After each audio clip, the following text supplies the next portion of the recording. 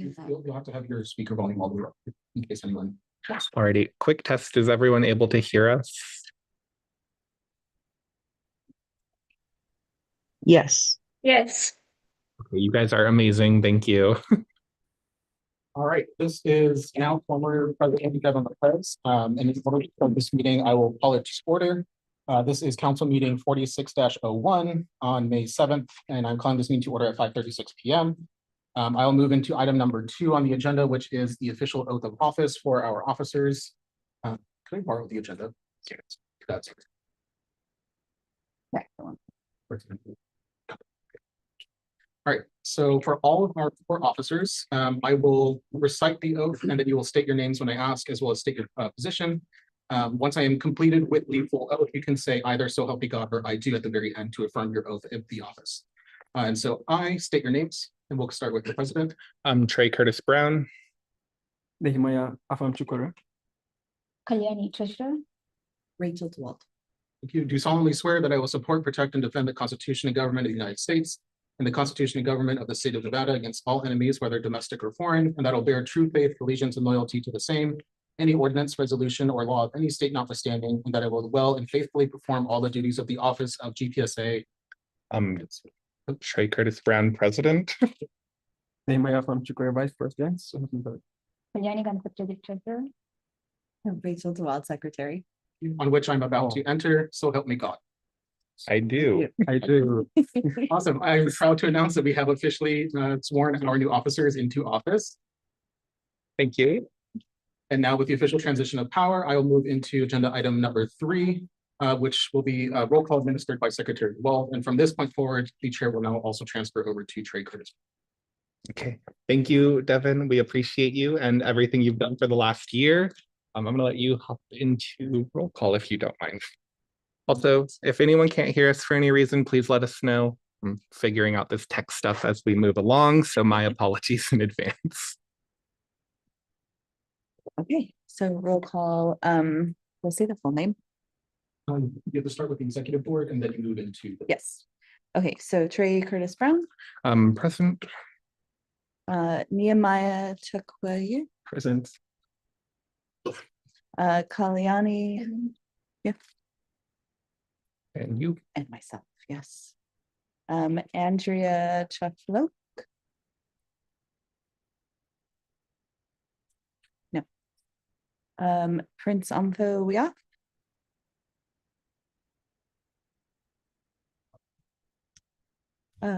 Chiabuka Okoro. Present. Paul Dayton. Donovan Ross. Jessica Alley. Here. Lynn Lee.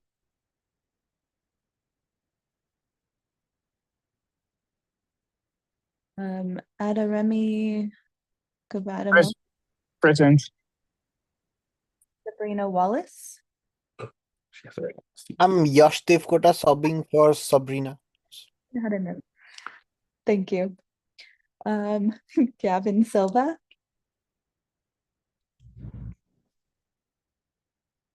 Cameron Murin. Present. Nick Case. Megan Scholl. Stephanie Apodaca. Present.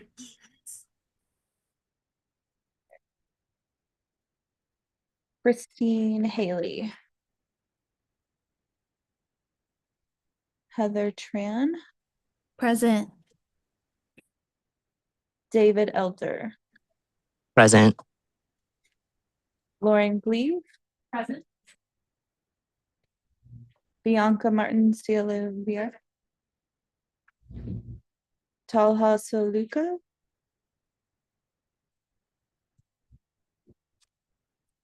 Okay.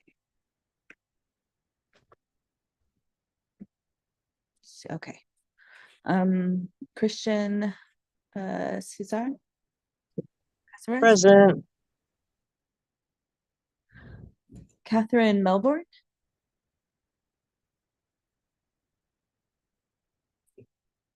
Christy Correa Davis. Michael Caro. Oh, I'm present. I don't know if that got marked. Christy Correa Davis. Gotcha. Thank you. Michael Caro.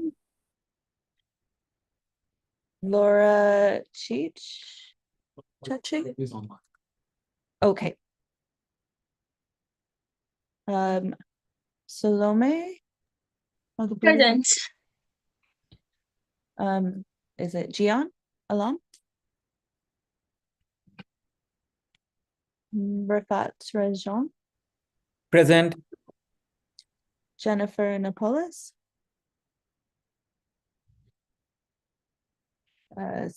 Sierra Ramsey. Got you. Declan West. Present. Chinonso Unagaba.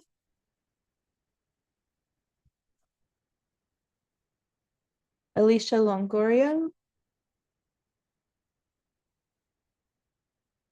Lena Atu. Tyler De Silva. Miranda Cameron. Anne Poole. Okay, I got it. Katie Bricarro. Present. The president. Okay. I thought so. Okay. Okay. Alrighty, guys, thank you. So we are going to keep moving forward in our agenda. Let's see. Oh, I guess also our advisors present. I see Dr. Bill Robinson over here. Is Dr. John Colombo present? I don't think Dean Crittenden is in the meeting. And is our advisor Nia is present. Okay, and then is Dante Washington present? Present. Perfect, thank you, Dante.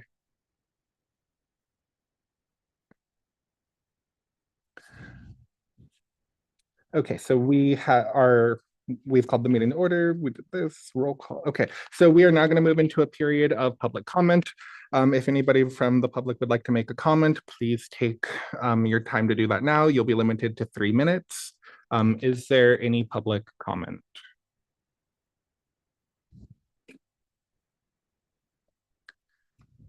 Okay, going once, twice. Not hearing or seeing any in the room, we will go ahead and close public comment and move into our consent agenda. For this, we currently just have our approval of minutes for Council Meeting 4511, which was on April 2nd, 2026. Do I need a motion? I believe the minutes were sent out. Okay. I do not believe the minutes were sent out. Thank you, Devin. So we will go ahead and postpone the approval of minutes to our June meeting. Any shout out? Like, is there any question, comment about that? I don't know how that works. No, we're just waiting on the PDF from the former secretary. Okay, perfect. Then yes, as soon as that comes through, we'll go ahead and get it sent out and vote on those in the upcoming June meeting. Jumping into item 6, reports and committee recommendations. I do have a couple of updates as president. So we had a Board of Regents meeting recently. For that meeting, the big talking item was that we are postponing the decision on the UNLV president till a meeting later this summer or fall. And then Board of Regents have also selected a new president of Nevada State University, Sandra Richtermeyer. I have met Sandra a couple of times back in her time in Wyoming. She's absolutely amazing. So looking forward to getting to know some of our other institutional presidents. In addition to that, CSUN had their executive board elections as well, and Kalichi was reelected as president along with the rest of his cabinet. I'm definitely looking forward to some of this partnerships between both of our governments. I had the opportunity to go to lunch with him earlier today and just kind of get a baseline of where he's at, see how things are going. And it was really just an overall good conversation. We got to chat a little bit more about like where student government's going, some concerns that he's might have noticed from senior leadership, and I will share out a more detailed report on some things from that conversation later on. Let's see, the executive board's first meeting is going to be on May 12th next week. We are going to get an agenda sent out shortly. If any of you would like to come, please do. We always love some company. In addition to that, after that meeting, we'll be sending out applications for our president's cabinet. The goal will be to have all of that information and positions selected for council approval in the June meeting. That is a very fingers crossed turnaround in time, but that is our hopes. Let's see. Oh, there was faculty senate meeting just the other day. We had a lengthy conversation about the reduced bachelor's degree, which I don't know exactly. I mean, I don't know, Dr. Robinson, do you have anything to add on that? Just a little research we've done. Most schools take the 90-degree programs to get into a master's program, but not a Perfect. So there are questions about those programs and their effect on graduate education. Definitely. Thank you so much. Faculty Senate also will have a new chair starting, Michael Kagan, in the fall, or he starts July 1. Michael Kagan will be starting July 1 as the new Faculty Senate chair. And that is all for my report. Does our Vice President have a report? Yeah. So for the GPSA sponsorship funding, for the last cycle, we had 44 applications, and it was a total of 63,032.68 cents was actually requested. Out of that, for the 44 applications, 20 was eligible, which cost about 26,013.44 cents. And 19 were funded, which cost about 23,627.94 cents. For the current cycle, we have 39 applications. The total requested at the moment is actually 58,409.97 cents. At the moment, we are still working on the application. Thank you. Perfect. Do we have a treasurer's report? Due to transition, Nia will take up budget reports for this council meeting, and going forward, I'll take up. Perfect. And then do we have anything from our secretary? Well, I have the details for the treasurer. Oh, Yeah. perfect. For the rest of our treasurer's report, I'm going to hand it over to Nia. My apologies. Sorry, I was right.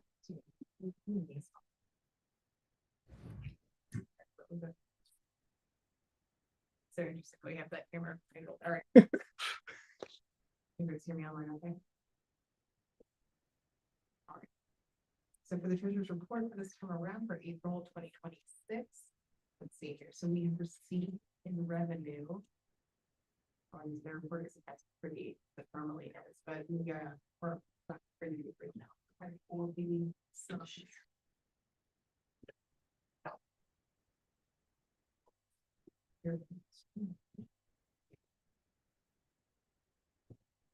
Right, perfect. So for the current period actual, we received a revenue of actually a negative $115.33.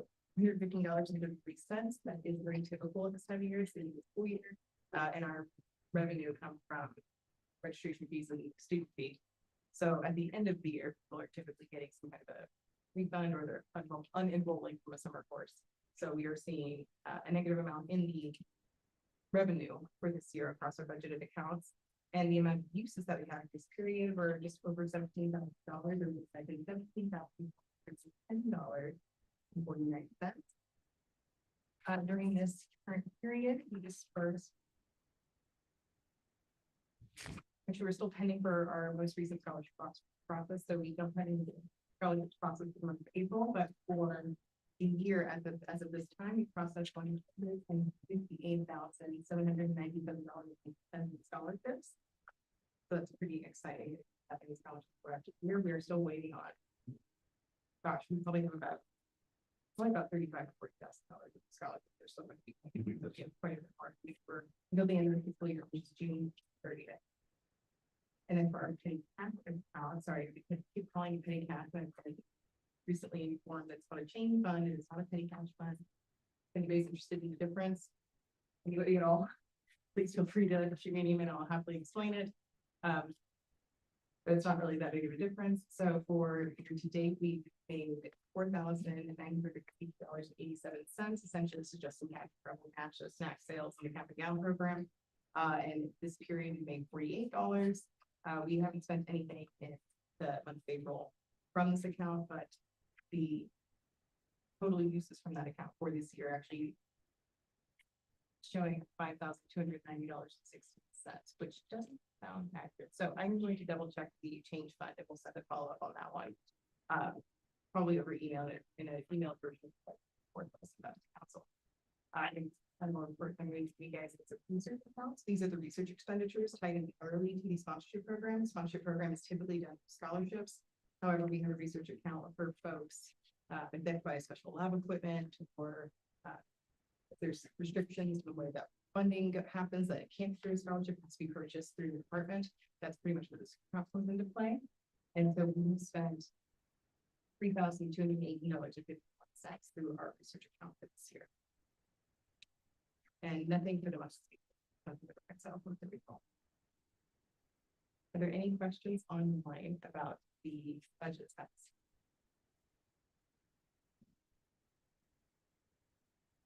All right, we actually just finished up budget season for the universities, the high level budgets. So this summer, I will be meeting with our new treasurer and with our new president, and we will be going into the deep dives of our budget allocation. So we'll have fun things to bring to the council meeting for FY 27, which starts July 1. Thanks. Thank you, Nia. With that being said, we don't have a current president's cabinet, but do any of the past president's cabinet or e-board have anything that they would like to? Yeah. They're technically still current. Oh, okay. Sorry. They're not fired yet, you guys. I promise. They're still here for a little bit longer. Yeah, they're still on payroll till May 15th. Okay, perfect. Well, then I will go back to President's Cabinet. Do we have any Director of Communications or Marketing? I don't think. Okay, perfect.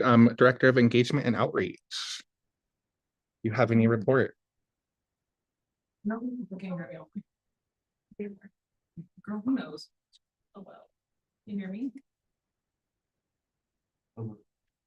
All right, I guess we're just going for it. Okay, well, we want to thank you. This is David. He's like considered my assistant, but I like to call him my coach. He's like my BFF. We just want to thank you all for a wonderful year. Together as graduate and professional students, we were able to successfully claim. I tried, but it never. Hello. Can the people online hear? Okay, let's try this one. Oh, there we go. Okay. Yeah, this is offensive express.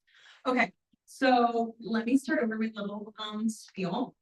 Okay, my name is Ariella, I'm the Director of Engagement and Outreach. This is my BFF. We are the Department of Engagement and Outreach.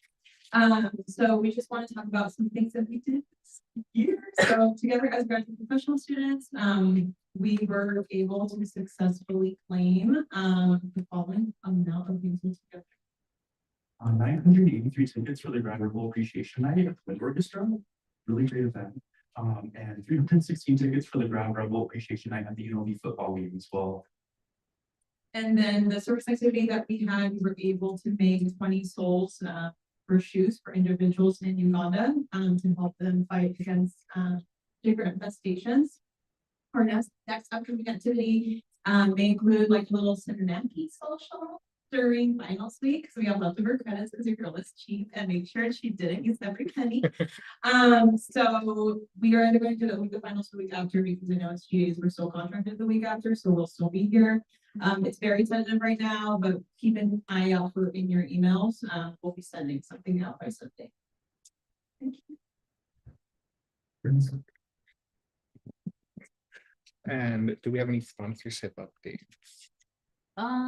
None that we. Oh, sorry.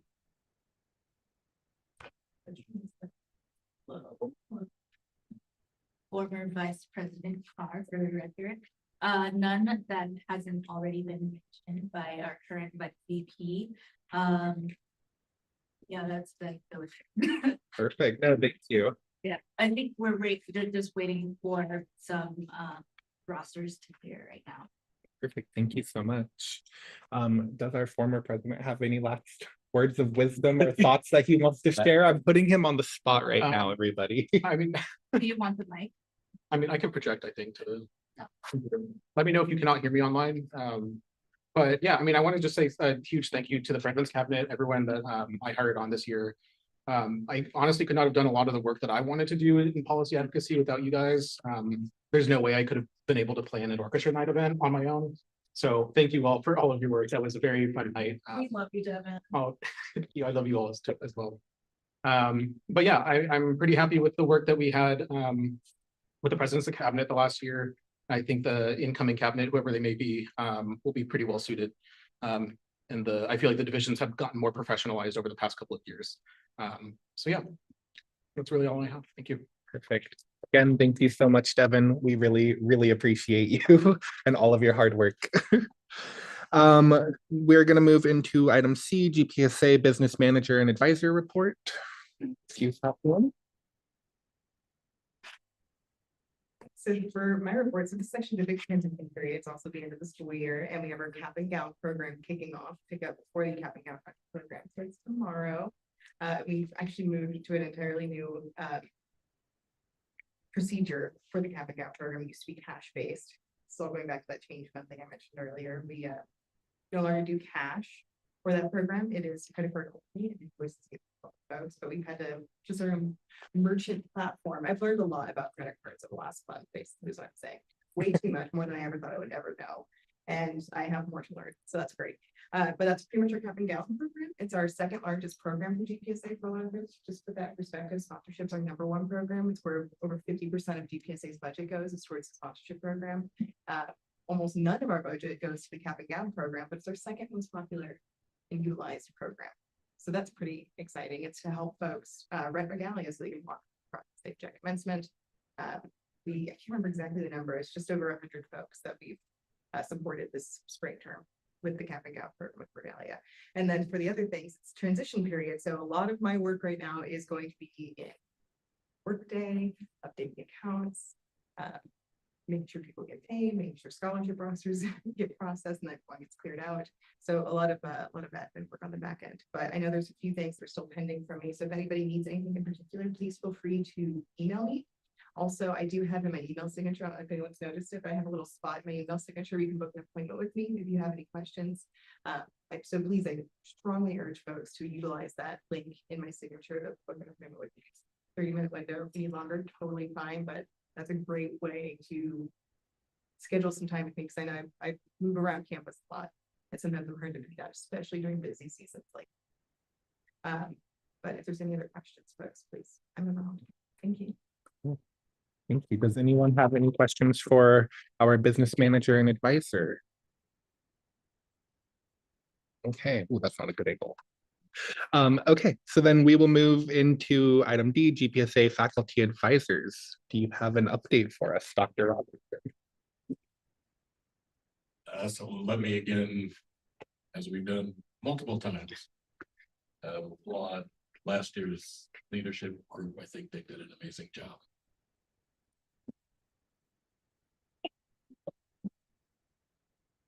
Looking forward to working with the new group. This is a legislative year and it's not going to be a happy legislative session. And so GPSA needs to get, I think, with CSUNs and with all the other student leaders in June, when you're all happily hanging out in Reno for 3 days. Yep.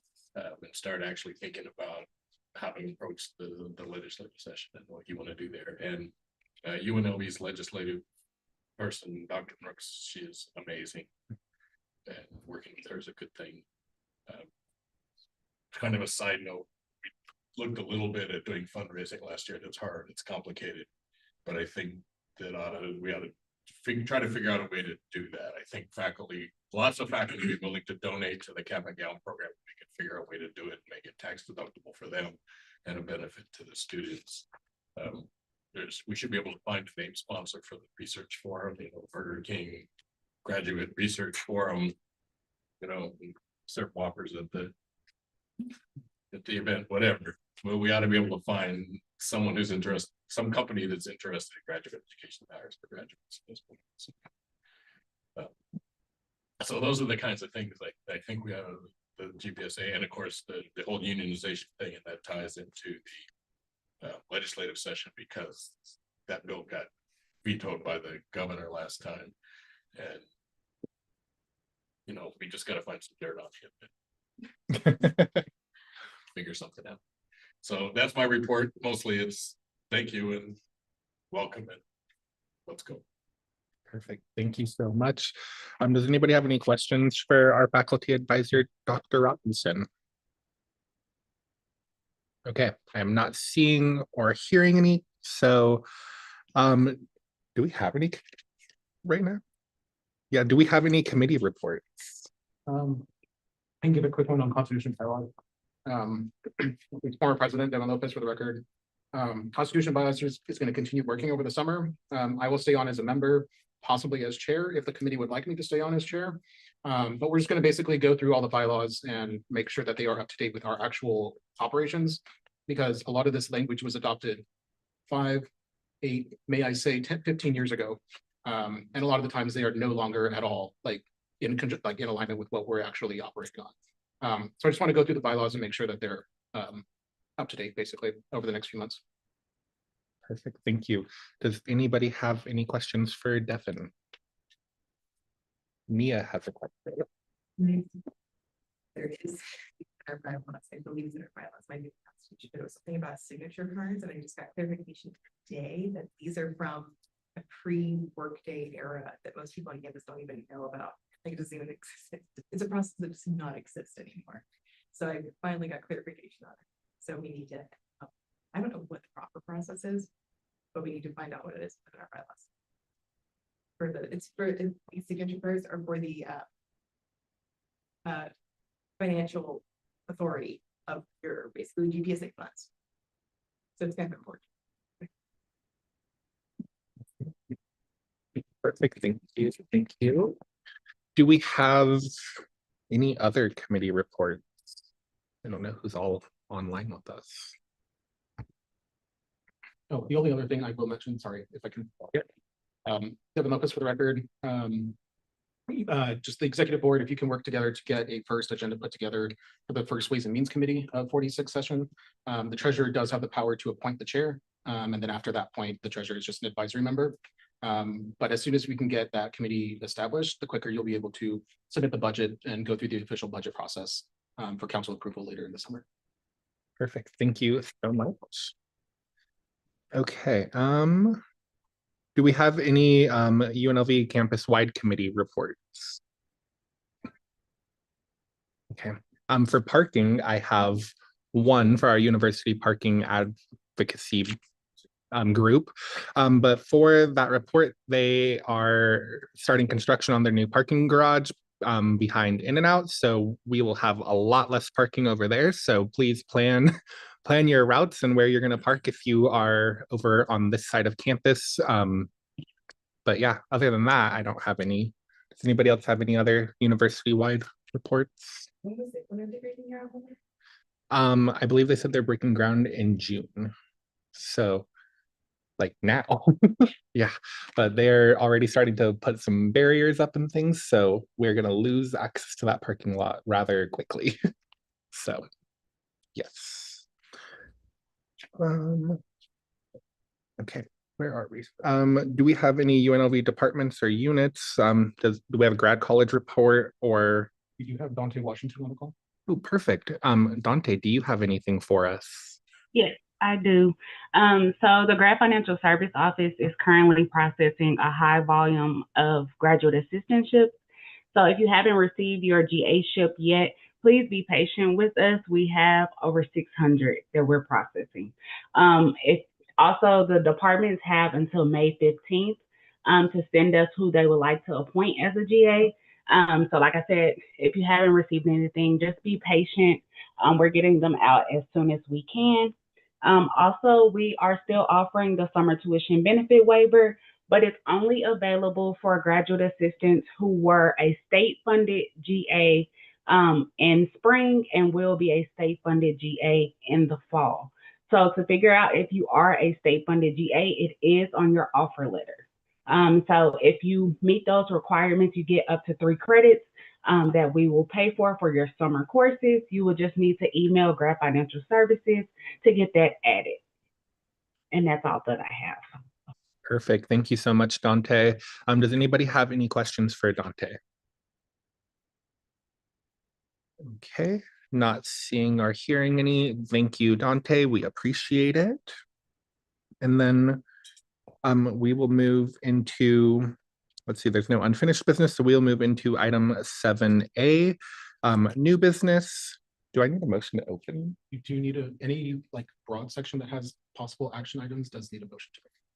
Okay, can I have a motion to open item 7A, campus partner presentation, Rebel Rebound? It would just be item 7. Or item 7, thank you. I so move Nehemiah Chukwere, Vice President. Okay, and can I get a second? I second. Perfect, thank you, Christian. Right? I was like, I'm used to seconding and just jumping right in, but so hopefully, you know, somebody copy paste, get it ready to go. But with that, we have Rebel Rebound is Elgin Lofton present. Sorry, you do need to vote on the motion. Oh, I'm so sorry. No, You you're guys totally- bear with me. So can I just do like a voice? Yeah. Okay, so to open item 7A, all in favor, please say aye. Aye. Okay. Any opposed? And any abstaining? Okay, I'm watching all the ayes come in the chats, looking good. Okay, that motion passes. So now can we have Elgin Lofton, if you are ready for us?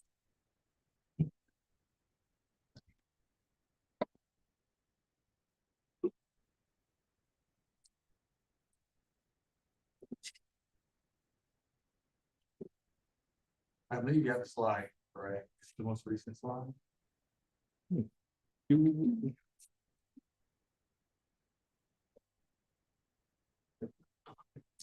Which- that one probably about Which email did you send it to? uh Was it the GPSA president? Got it. Could you, I don't have access to that email now, and it's like in transition. It's near I sent you something as far as the days and time, and then I just sent it on that. Want to do something up today. Okay, give us 2 seconds, everyone.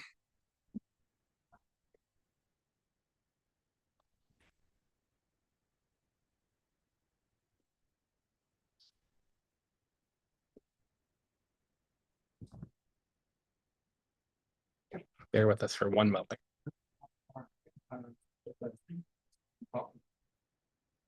If you would like to say some words while we're pulling everything up. I guess I could say a couple words. I guess I just congratulate you on your win. Thank you, thank you. I don't believe that. I think things happen for a reason. So, I want to thank Mr. also. And what I will say is that you answered every one of my emails. That's can't take nothing for granted. Right? And so I thank you that. Teresa told me that you were brave. You see that. Thank you.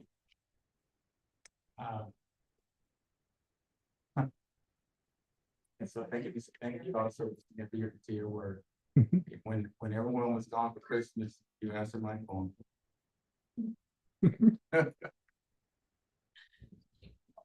There we go. Right.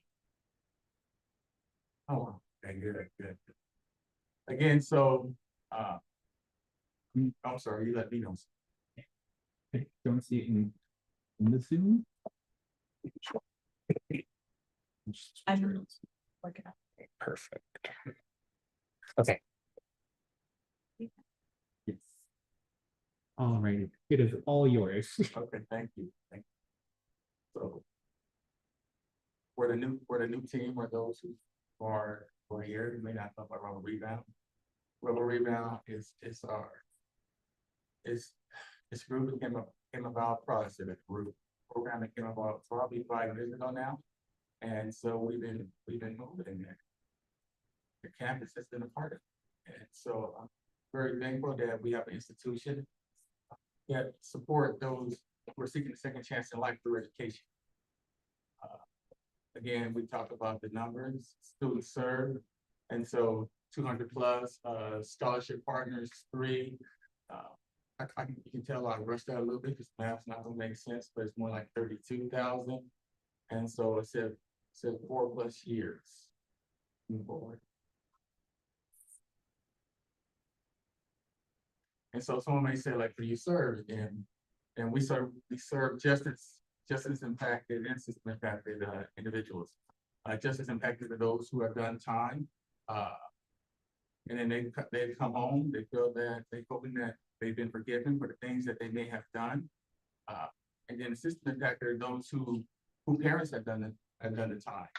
And the sense where during those crucial years, they grew up without the parent, and so they're dealing with their own traumas and their own pain right there. Students are financially dependent. And so I guess I just say them all for them on all academic levels, undergraduate, master's, and then doctoral candidates. Particularly, I'm here today for the master and doctoral candidates. We have 2 students who get their doctors next week, right? And so it's good.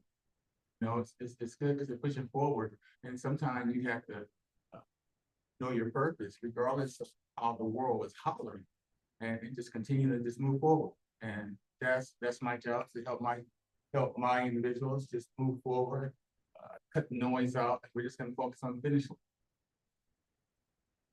And that's, mind you, and I guess like what gives me my authority. I'm just impacted. I did 15 years in the federal penitentiaries across the United States. It's UNLV that has given me my second chance. I'm grateful for that. That's why I decided to do my doctorate program beginning in the fall here, opposed to USC, because USC didn't give me a second chance. Though they're ready to give me a slight money and all of this and that. The reality, 1 in 3 American adults have a criminal record. 60% of justice impacted students finance college entirely on their own. Pell Grants for many, right? Because we know you get in trouble while you're a student or while you've been in this, dealing with college, you lose everything. And so that helps because we have students on campus here who can't get Pell Grant. And then 70% of employees conduct background checks, create hiring barriers. Next. How many rubber rebounds are there? And so the number is up though, but technically 60 as far as paperwork, right? But in reality, I'm worn down. I deal with 200-300 people every day. And the majority of that is those who don't want to be labeled because they believe that every time they run up to any laptop here in an institution, it says felon, felon, felon. However, though, even though you're not technically a part of Rebel Rebound, the door is still open. We still can talk because we have parallel lived experience. I know what spending more than a decade in prison is like. I know, what a shoe is like, what the hole is like, what a race ride is like. And so so we can talk these things through. And so I'll never shut the door for my community. Thank you. And so currently, our partnership here, and this is where we're so blessed. CSUN has given us 12. They went from 10 to 12 with us. And then Airmark has done a 10. And then my math is forward right there. CSUN is 9. GPSA is 925. I don't know how that 3,000. I need to slow down. And so I think that's 1850. Yeah, 1850. So excuse that number. I'm sorry, guys. Just give you guys a little picture of what's going on campus besides yourself. And so we applaud that. Thank you so much, guys. Next. How to apply, submit a brief statement explaining why you qualify, self-identify as just an assistant packet, interview with rebel rebound coordinator at the meeting. And then it's another thing I didn't change. Dr. Kyle is making more money. He's working with the president now. And so he left us this semester. So that hasn't been changed. Then eligibility required, criteria, undergraduate or graduate student in good standing, arrest, criminal charge, or record of conviction, or financial dependent on incarcerated or convicted parent, or guardian, minimum 2.5 GPA, minimum 6 credits per semester. You then meet with your rebel rebound at least twice per semester. That's me. Thank you. Second chance month. And so these are the things that we're doing on campus. It's still low. Yeah. We're at the point where we're just thankful that our university allows us to do this. Not every university is there yet, right? And so we're thankful for the minor victories. And so what it is that we're able to celebrate Second Chance Month, and our legislators come down to say like we're proud of you. And so it was great this past year. We had to battle legislators, Supreme Court Justice Lee, UNLV administration, community leaders, media and press. As you guys know, you really can't throw much around here without having to pay for a room. Our football program and head coach let us have that beautiful spot for 3 hours, and it was him saying we support Second Chances, and that was great.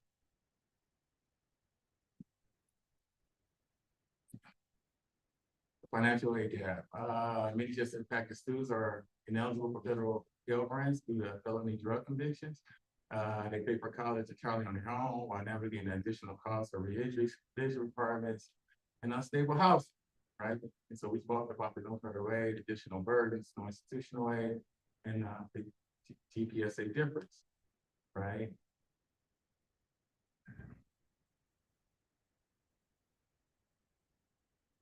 Should I read them? I don't know. Sorry, I was a little slower reading. GPA scholarships, why not? I'm here. Here. GPSA scholarships, someone the only source of institutional support available is just graduate students at UNLV. This funding is often difference between staying enrolled and dropping out. Program strengths, graduates at every level, undergraduate, master's, PhD, space built on parallel lived experience and peer trust, Second Chance Month, recognition by politicians and Supreme Court justice and DOC partnership for Revenue inside Nevada State Prison, pathway to higher education for students who never believed it was possible. And that's kind of like my role right here. I also go into the prisons. I was first fellow to be given access to going to prisons, prepare men and women to come home. And the state has appreciated so much that they've given my program merit points. If you're not sure what merit points are, they allow individuals to come home earlier. And that's what NDOC thinks of my program that I do up in the system. And then challenges we face, stigma, students would not self-identify even when they need support. Many carry armed forces trauma from incarceration or reentry, vernacular way, middle red, eligibility leads students without a safety net, hiring barriers, background checks, block students from jobs. Their degrees should open, the supervision supervision condition, parole requirements, conflict with campus life. And then, our team, I gotta get rid of that. I love it. And then, Trey, I wanted to say, I had talked to you, I decided to do that program because I had talked to you, you probably remember, because you did that program. And you was like, this, boy, you got time to do everything else. Right? I wasn't gonna say that, some specific. And so, yeah, and then I started the public policy. And so with the policy, I'm just attacking gaps, right? Not just gaps all over. Right? We need more. Thank you. Our request, our request, continue GPSA partnership funding for 5 graduate students at $925 per semester, $92.50 yearly, because of many of these students, this is the only institution investment in the future exists. Thank you so much again, guys. Thank you so much. Any questions? Sorry if you don't mind.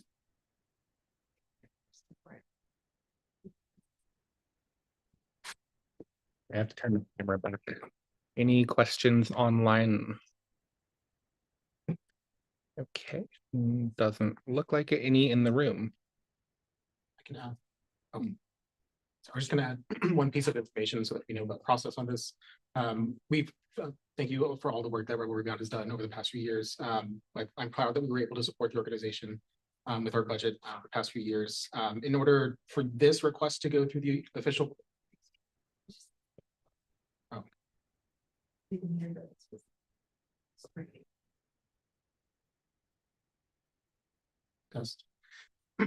So in terms of process, the request that we got today for $9,250, that'll go into the budget proposal. It'll be up to the Ways and Means Committee to officially include that proposal or that line item in the budget, and then it'll go to full council approval.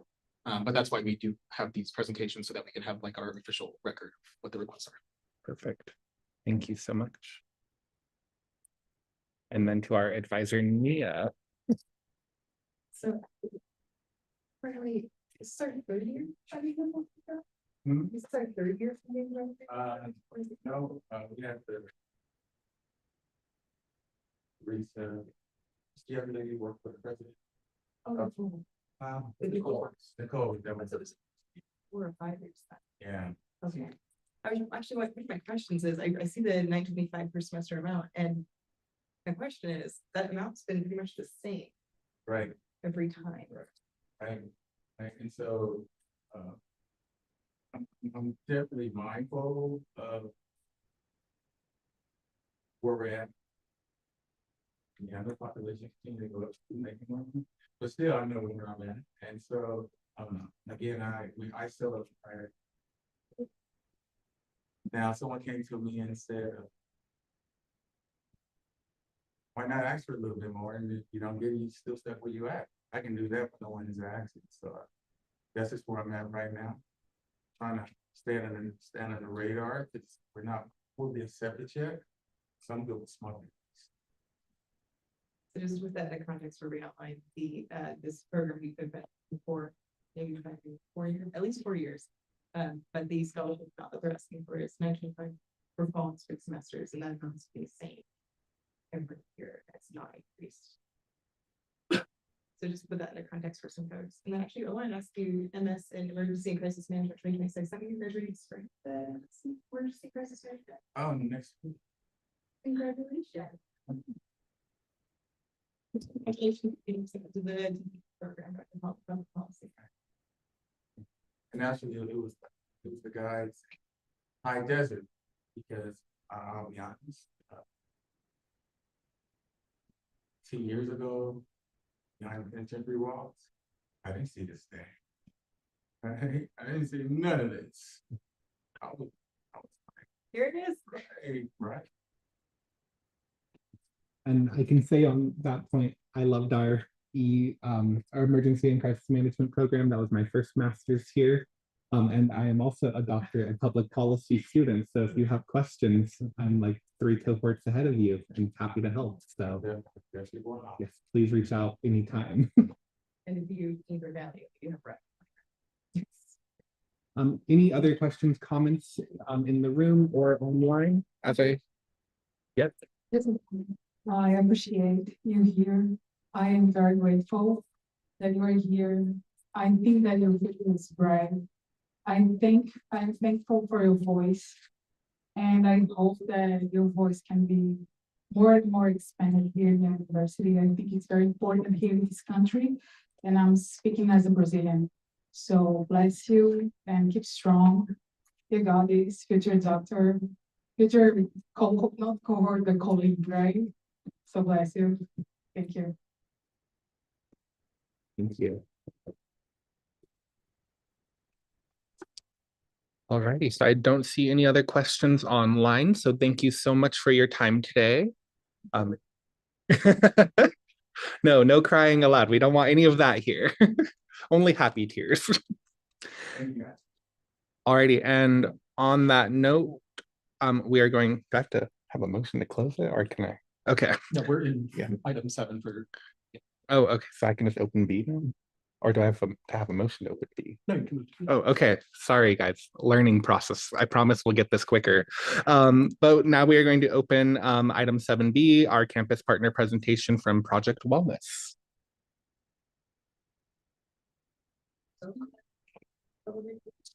The presentations are informational. Oh, you got me nervous.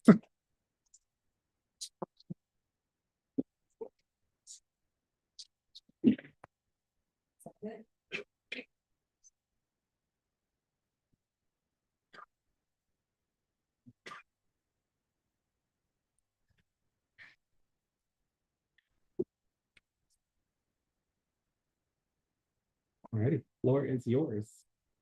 Hi, my name is Ria. I am the president and educational outreach chair here at Project Wellness. So, this presentation, we're hosting funding from GPSA to support our graduate students here.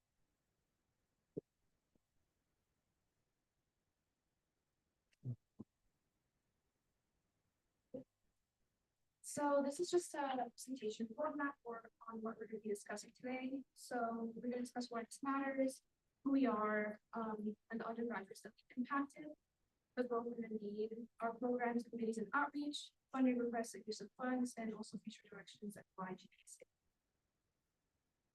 So why do we exist? So we exist because a lot of students can experience burnout and academic stress. A lot of them experience isolation and lack of belonging. Some of them experience financial stress, limited access to resources, and transitional barriers. And that usually refers to the international transfer students. Another thing that students here suffered from was the December 6th shooting. We had a lot of students reach out to us for help, and there are still some students who are still recovering and coping with what happened here on campus. So those were like 2 UNLV, not University, but 2 UNLV type of struggles that students face.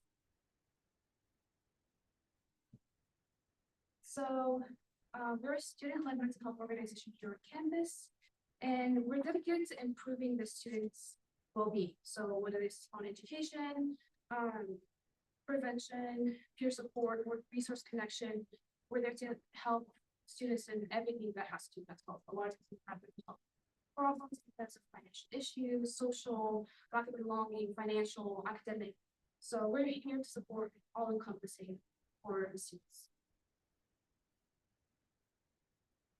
So we do it by our committees. So we have a mental health committee. The mental health committee works on topics. So we provide mental health education. Sometimes we do them in person, sometimes we do via Zoom. And we have breakout rooms where we provide coping mechanisms, the neuroscience aspects, all of that. And then we have a fitness committee. The fitness committee is more focused on intramurals. So some of our funding through CSUN for undergrads, we buy them jerseys, we pay for their intramural fee. We host fitness events in the wellness center. We've hosted like Pilates, yoga, boxing, soccer, tennis, pretty much everything for our fitness committee. We also have an international and specific committee. That committee is more focused on international students who just came here, or immigrated here, or transferred here from another institution that don't know a lot about the campus. They want to know where the parking is. They want to know how to apply for scholarships, where to go, which professors to take, which professors not to take, which is very important. So this is what this committee is in charge of. And we just established a brand new committee. It's called the Volunteer and Resource Committee. This committee, I talked to my advisor about when staff benefits were cut out. We had a lot of students worried about how they're going to be getting food, and like a lot of financial stress. So I wanted to create a committee where students can volunteer to get volunteering hours that they want to go to a professional school or go to graduate school, and also provide resources. So we are working on a pamphlet right now that provides on and off campus resources when it comes to food, clothing, pretty much anything you might need as a student. And then we also have a brand new committee. It's called Self-Discovery Committee. And what we do is we work on shadow work, we do journaling, we do yoga. We try to like have maybe more destimulating environment and like open up with a safe space for students to talk. Okay, so this is how we impact our undergraduates. We've reached over 700 undergrads. We've had 60% reduction in stress levels. And all of these statistics we got through student surveys. So after we hosted an event, we would ask them survey and then we quantified it into the slide. We had 100% reported improved mental health understanding, and 100% of students felt the sense of belonging and engagement. So we try to make it as safe and open as possible for any student. So the graduate needs. So I searched this up. I'm not sure if this is 1000% correct. But this is what I got from Google.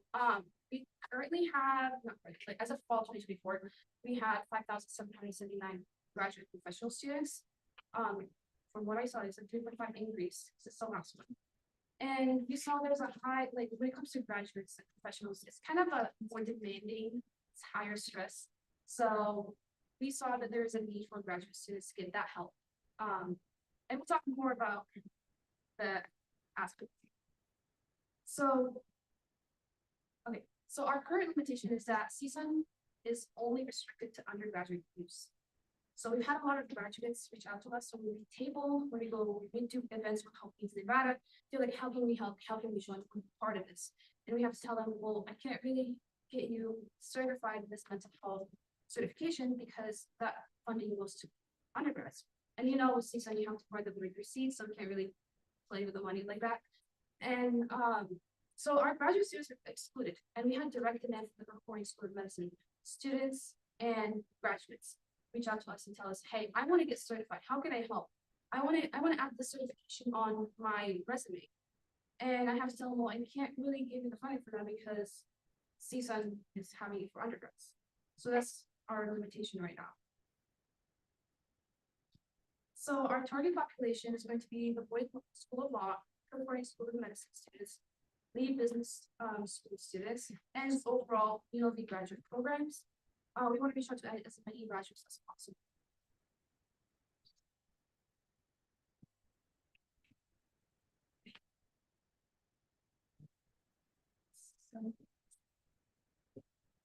So what we will do is we will provide certification-based mental health trainings. Again, we provide these trainings for our undergrads. And we collaborate with UNLV CAPS to provide these trainings. We're going to expand access to graduate students. We're going to host community and wellness events for graduate students as well, and those spaces for support for them as well. So our community-based events are going to include like burnout reduction, safe spaces for connection, peer support and resources, graduate-focused mental health workshops, and also something that's I'm very excited about developing is a mobile clinic with projects, which I'm going to talk more about later. So we also going to allocate some of the funding for fitness and wellness events. We've been using the main towards intramurals, but we also want to get some fitness supplies just because they want to play tennis, they want to have fun, they want to play soccer, we can have the supplies, as well as doing like stress reduction. Sometimes we do that through like drawing, canvas drawing, or making like essential oils and, you know, having a yoga session. And all of these things it's been proven successful in our undergrad. So I feel like it's going to work really well for our graduate students as well.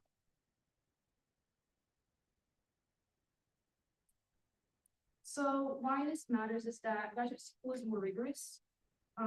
So more work on the academically, a lot of research, political and professional responsibilities, and that adds to pressure, and we want to lower the pressure. So we don't want you guys to burn out. We want you to burn out. We try to help our undergrads. We also want to reach out to our grads because I am actually graduating and I want to go to the graduate program. So I want to be part of this. I want to see this with other grads, and I want to reach more graduates as I move up with my degrees. So this is the funding request amount. In the next couple slides, I'm going to break it down on why this amount we saw would be good for our graduates. So again, this amount is going to go towards expanding the mental health programming, so like certification trainings, wellness events, supplies, and also launch a couple support initiatives. So this is how we're looking to allocate our funding. So we're going to put $3,000 towards certifications, $1,250 towards community mental health events, and $750 towards home clinic and fitness supplies. Again, if we saw more students going towards the trainings, we might allocate some of the money towards those trainings. In the next slide, I believe I'm going to break down the training amount, like each training cost. So these are some of the trainings that we help provide certification for. So QPR is question, persuade, refer, and this is a suicide prevention training. And there's SPR, which is skills for psychological recovery. That's over for post-traumatic stress. We also have mental health first aid. And again, this is kind of like a range amount. We try to work with the wellness center, but sometimes they would have trainers, so then we have to go outside and pay for that amount elsewhere. So I kind of put in a range of how much it usually costs. Some of them we can get them for free, but again, we have to find someone who's willing to provide those trainings for free. We also have NARCAN training that we're willing to host, and also NASPA CP certification. NASPA is more like it's certified peer educator, so it helps you with like leadership, like how to help students and how to like care yourself and how to like mitigate with certain issues. All of these trainings provide your certification. Some of them require you to take an exam or a quiz. They can range from 2 hours. The CP for NASPA, I believe it's last time was like 5 hours. That one's more of a longer training. But again, if you can sign up for them, they're totally options, but we just want to have that for students who do want to get the certification.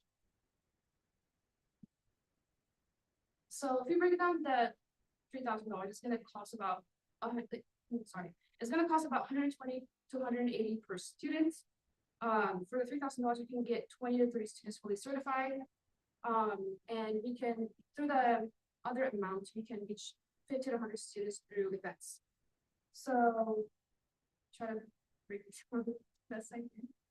Okay, so something that I'm really excited about is that I have a lot of students from Brooklyn School of Medicine tell me that they want to host a mobile clinic. So a mobile clinic is basically medical students who have a table and then they take vitals, they take blood pressure, they take blood glucose measurements, and then they refer those people who typically are usually low income, who don't have insurance, to a free clinic that's called VMSN. It's called Volunteers in Medicine, which is Southern Nevada, sorry.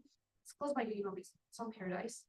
But basically what we do is that we kind of bridge the gap between those who are low income, who don't have insurance, to the clinic, and also provide them with a chart. Okay, this is the patients, the vitals, this is what they're experiencing. So we want to use some of the money to get supplies. So like the blood pressure cuff, the stethoscope, some OTC medication. And reason why is I had a lot of graduate students who are telling me that they want to do this. Toro University has been doing this, but UNLV does not have it. So I think that would really help. And also we're going to have pre-med students shadowing. So we're trying to bridge between graduates and, pre-meds and those who are interested in having in the medical field to work together and have something that's impactful. So the overall project impact is to certify 20 to 30 graduate students, reach over 100 students through programming, and expand across 30 programs. as well as launch a mobile initiative. So why GPSA?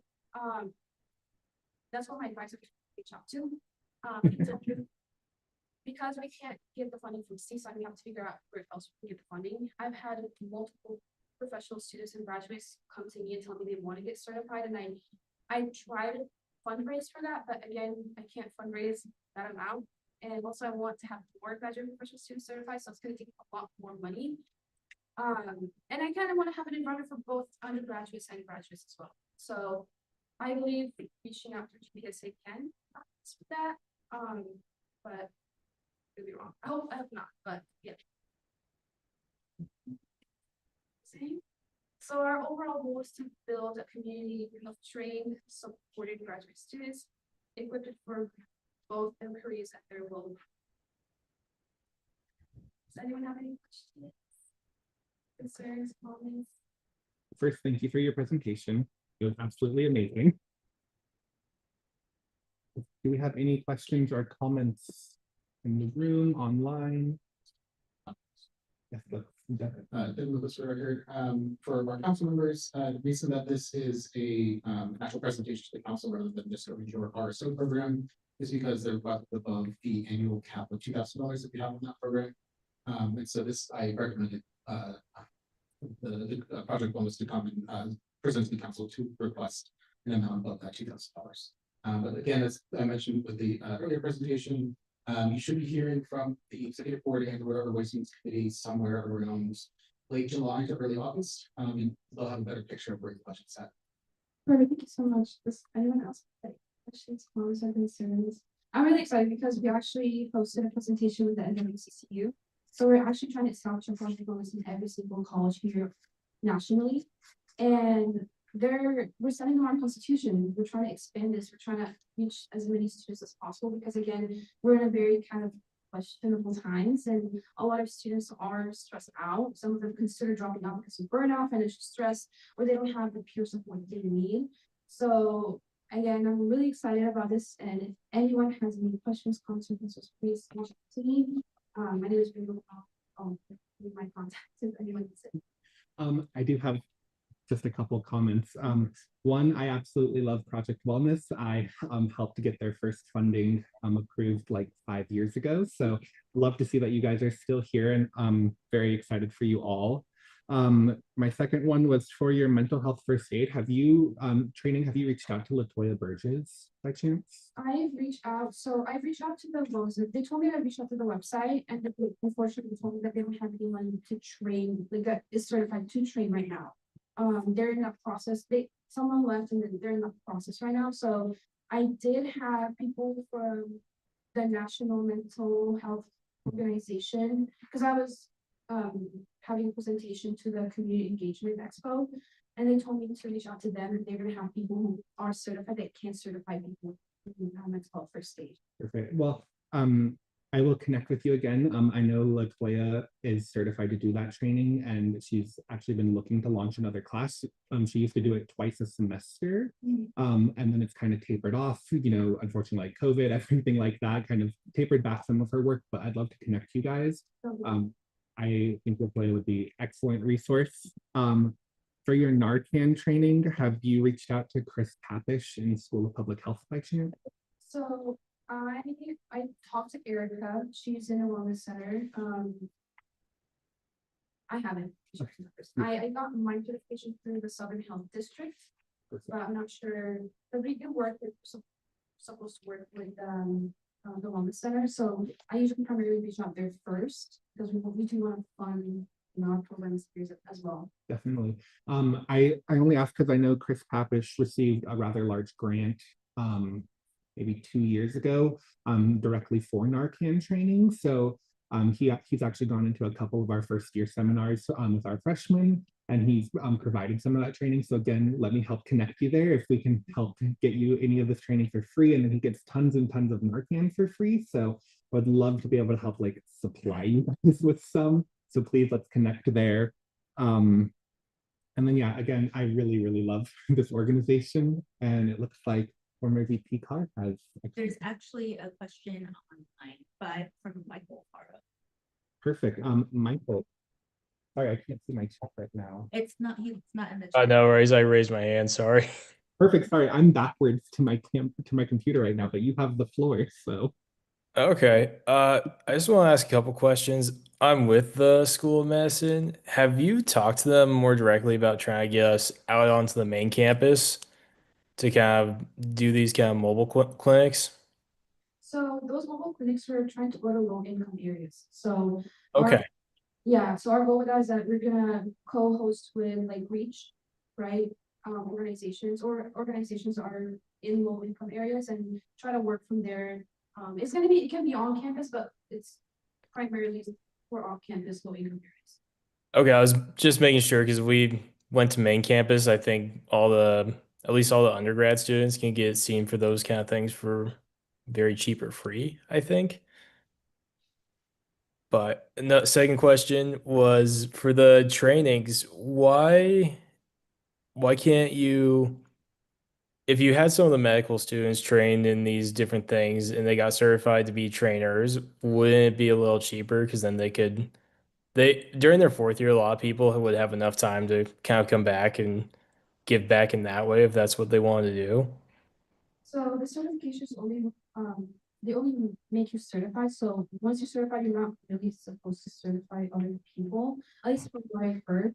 I understand that. It's just more on like a cost thing. Would it be cheaper to certify some students who would be interested in coming back and teaching during their fourth year teaching electives? Reach, students here on campus. So that's our main goal, is to reach like graduate students here and undergraduate students here as well. Okay. And I'll probably take your contact information just because I have a couple more questions, but they can wait. Thank you. Thank you, Michael, and I can help connect. Oh, I was gonna ask if you had an email. We just put it in the chat. Okay. Yes, it's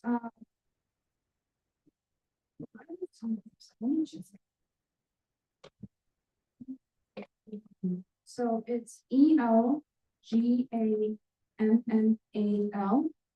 at UNLV.Nevada.edu. You repeat that one more time. Yes, ELGAMMAL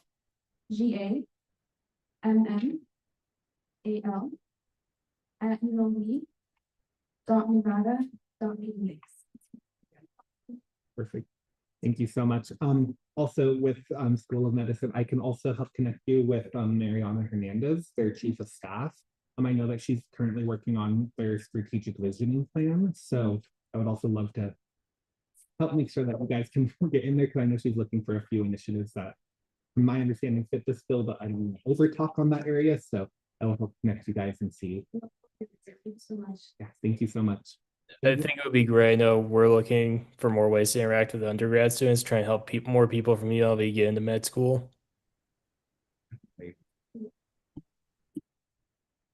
All right. Any other questions, comments, concerns?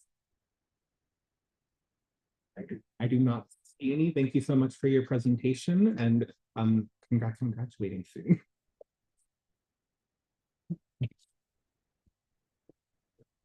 And then on that note, we are going to move into item 7C, Office of the Ombuds. And Dave Schwartz is here with us. Hi there.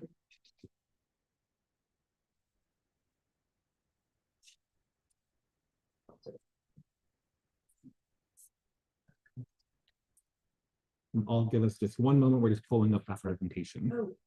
All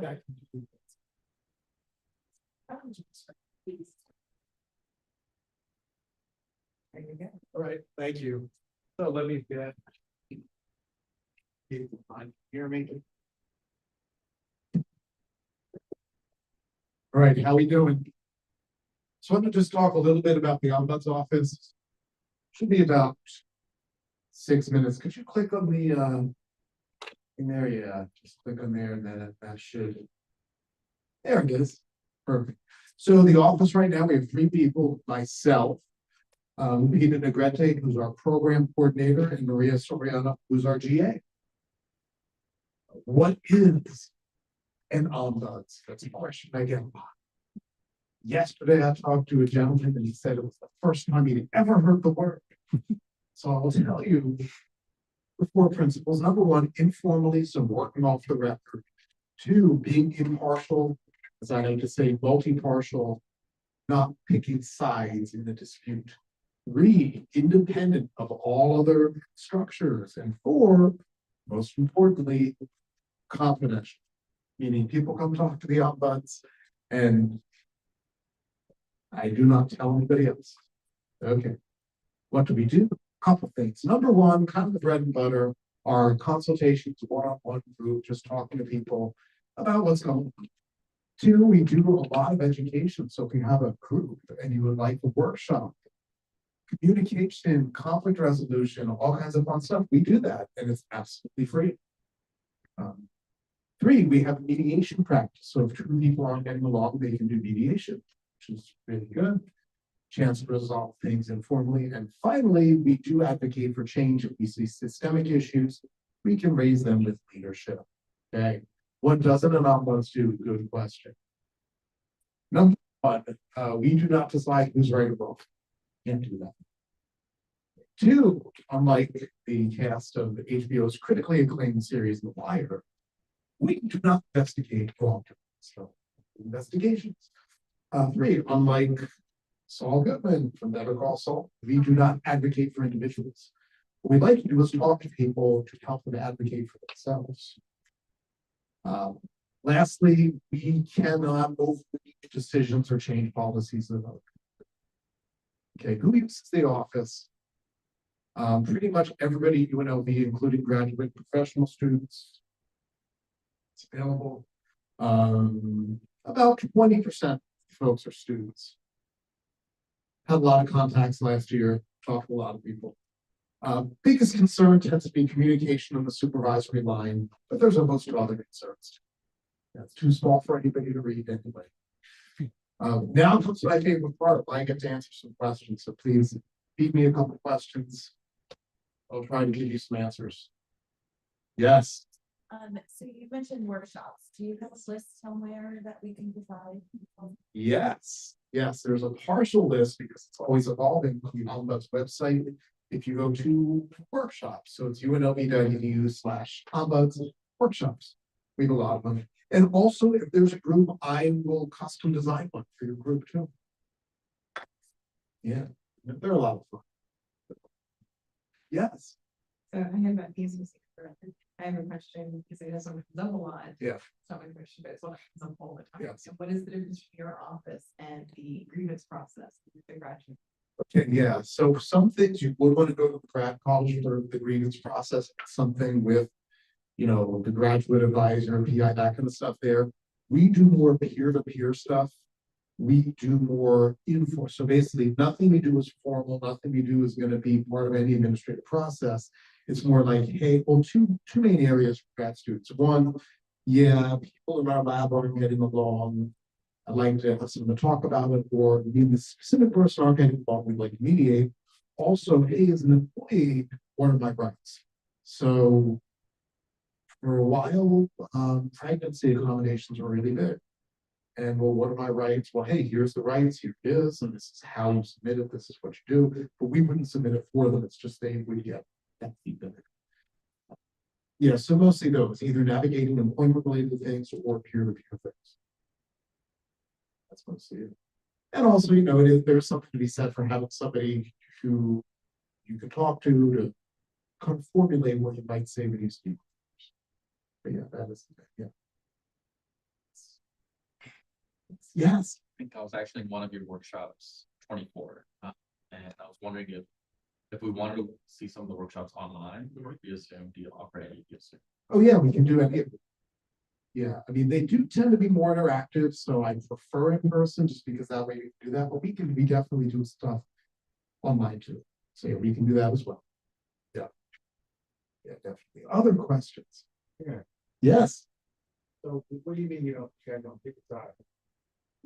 Don't decide who's right or who's wrong. So we won't say, yeah, you're totally right, they're wrong. Instead, we'll help them. But usually the question is, okay, well, what do you want? What's going to make you happy? Well, this, what do you think the best way to get there is? Which is an important thing to do. in that process here, but we're not the ones who decide, oh, yeah, they're in trouble, you're not, or vice versa. I guess I'm following up with, Yeah. Is it possible, even though you don't take a side, to not be, to be unbiased and the person can't take your face the direction you're going with it? I'd like to think so. That's the goal. That's the goal. Other questions? Who's got some other questions?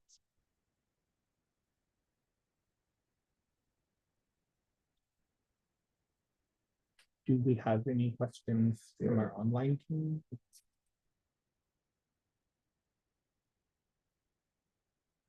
I am not seeing or. Real pretty quickly on that point too. So one thing that I do is I never use the word should when I talk to somebody. You should do this. Say you could do this, and never, ever, ever I would do this. It's not about me, it's about you. So, and sometimes people say, what would you do? It's not about what I would do for two different people. So it's more about helping them explore, well, what do they want and how can they get it? And that's ultimately more empowering for people. Someone telling them to do this. It's cool. Okay, well, thank you so much for your time. Thank you all. Thank you very much. And on that note, we are. On that note, we are going to move into item 7D, resolution 46-01, a resolution in support of Nevada graduate assistants and their unionization efforts. Can I go to you for this? I don't know much about it. Okay, this is Devin Lopez for the record.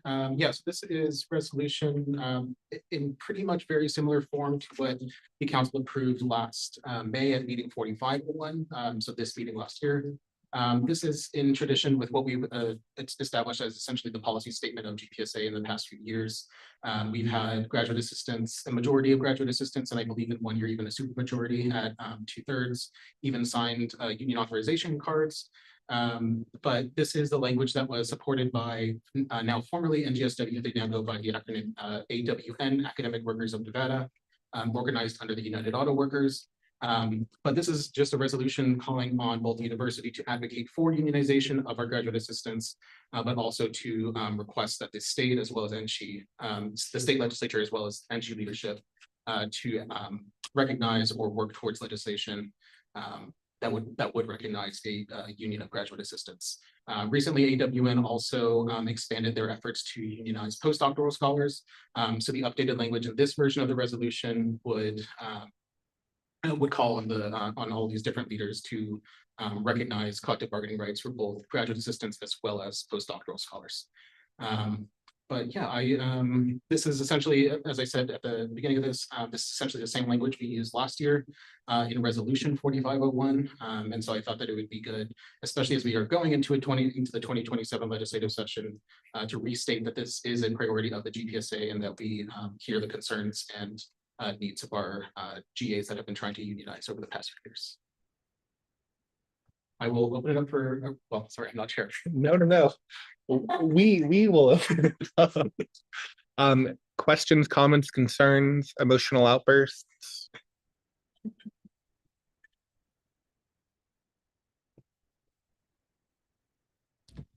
I'll give everyone a moment.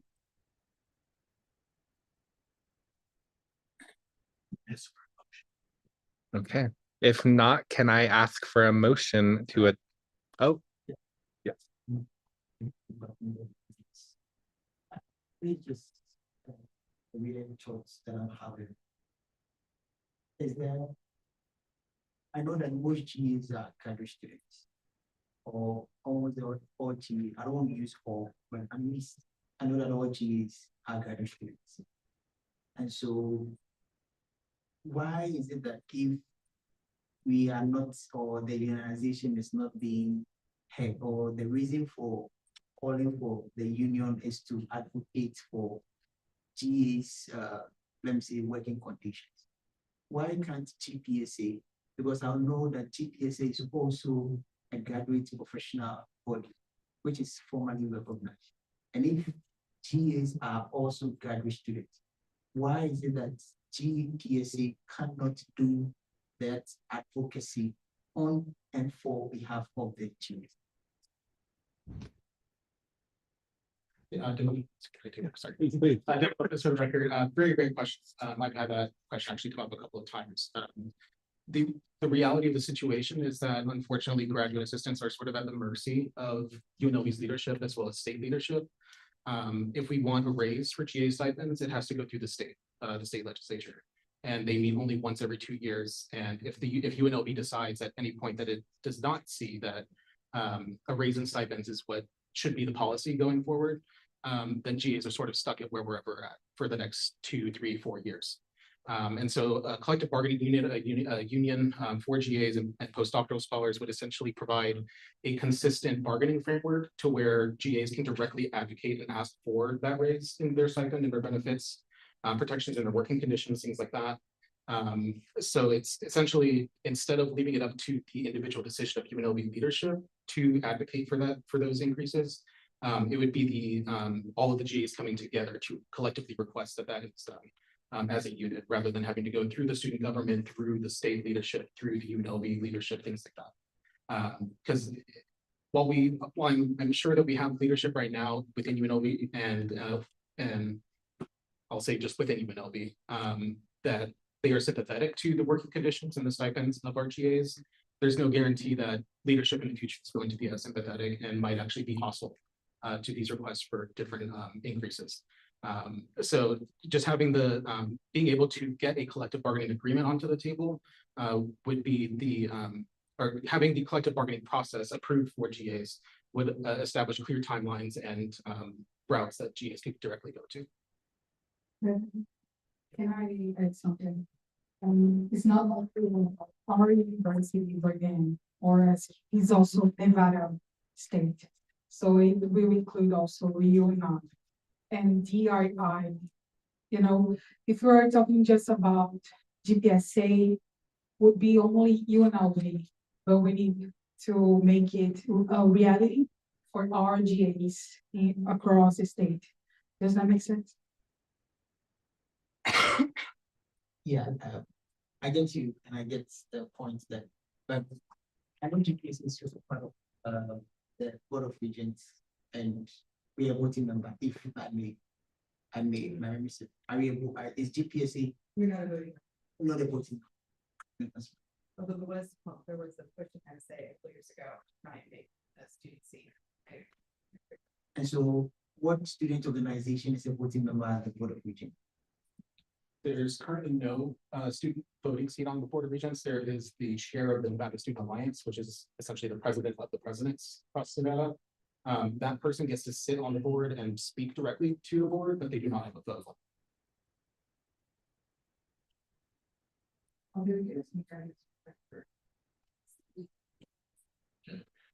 Dr. Bill Robbins, for the record, the regents were asked 3 years ago to give the grad students the right to put items on the board agenda, and the board rejected that. So the faculty senates can put items on the agenda, the presidents can put items on the agenda. This grad students and undergrad students are not allowed to put items on the agenda. It has to come through the campus president. So for us to go, for the GPSA to go to the regents, the president of the university has to support it. And while we have a fairly supportive president, UNR's president is historically less supportive. And Nevada State's faculty are unionizing because their past president was not supportive. So there's no direct channel right now. And the collective bargaining unit would create that direct channel where the regents would be approving the collective bargaining agreement, not the presidents. They would negotiate it, but the regents would approve it. And it would give the grad students direct access to the board of regents, because they don't have that. Yes, it's sort of this. President, the group, it's the committee that faces all the student government presidents, they are very chief. And so they actually do in front of one of the members. Not a very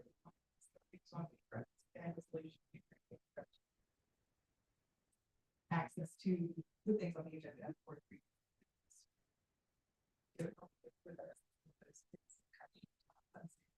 But that's something that could be brought up again with the event student. So your GPSA president, that's something conversations to see. That's something that we could put on the agenda for which meeting that student wants. Let me go Devin and then Lauren. Devin Lewis for the record. Just one other thing to add, like especially about like the process and the different barriers to get student requests directly advocated for. The system in general, being the Nevada system of higher education, has moved towards if one university does something, the other university has to do the same thing. They requested that with the grad assistant mediation committee that was formed. UNR was sort of required to go down that process as well after UNLV started it. But specifically relating to GA stipends and benefits, the request to increase these stipends has to go through both universities essentially in order for it to be a board approved or like a state approved policy that they're going to advocate for. And so like as Dr. Robinson just mentioned, while we have supportive leadership here at UNLV, we unfortunately also have to deal with our counterpart at Reno, which has basically set up roadblocks all the way. And so advocating for a unionization or collective bargaining agreement for the entire state's GAs would essentially get rid of that barrier where one institution could essentially veto it and that discussion would be shut out. Lauren? Lauren, for the record, not to get soapboxy about this, but to add to everything that's already been said, GPSA does a lot of really vital functions and services for graduate students. That is not only services that we provide for GAs, it's services that we provide for every single graduate student, whether that's sponsorship funding or the cap and gown program or any number of events that we put on. And we partner with the university in those capacities in a deeply symbiotic relationship, which ideally every relationship that graduate students have with the university are going to be symbiotic. But I think the value proposition is really obvious to any president who's going to come in. It's an increase in research activity. It's an increase in visibility for students who are able to walk at graduation. It is an increase of a vibrant campus community. All of those are good things. But when it comes to labor and graduate student labor, there is a direct power relationship that exists that is distinctly different from the graduate student to university relationship. And it has different needs. And a union is one way to advocate for those needs in a way that GPSA, because of its multifunctional approach, is not able to do in a specialized way. Ultimately, the relationship is still symbiotic between graduate students and the university, but it's a little bit more balanced when it comes to what those dynamics look like between graduate assistants and their bosses ultimately.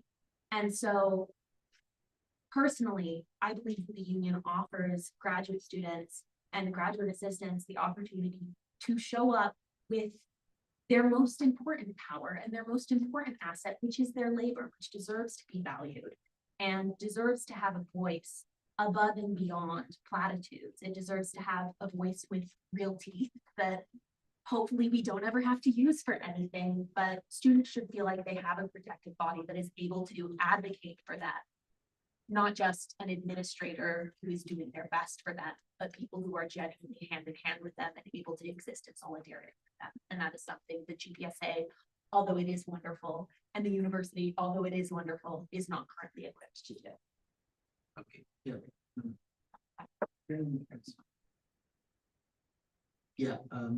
Yeah, we are student representative ourselves. The reason why I asked that question is that we represent students, so we hear or we listen to what students say.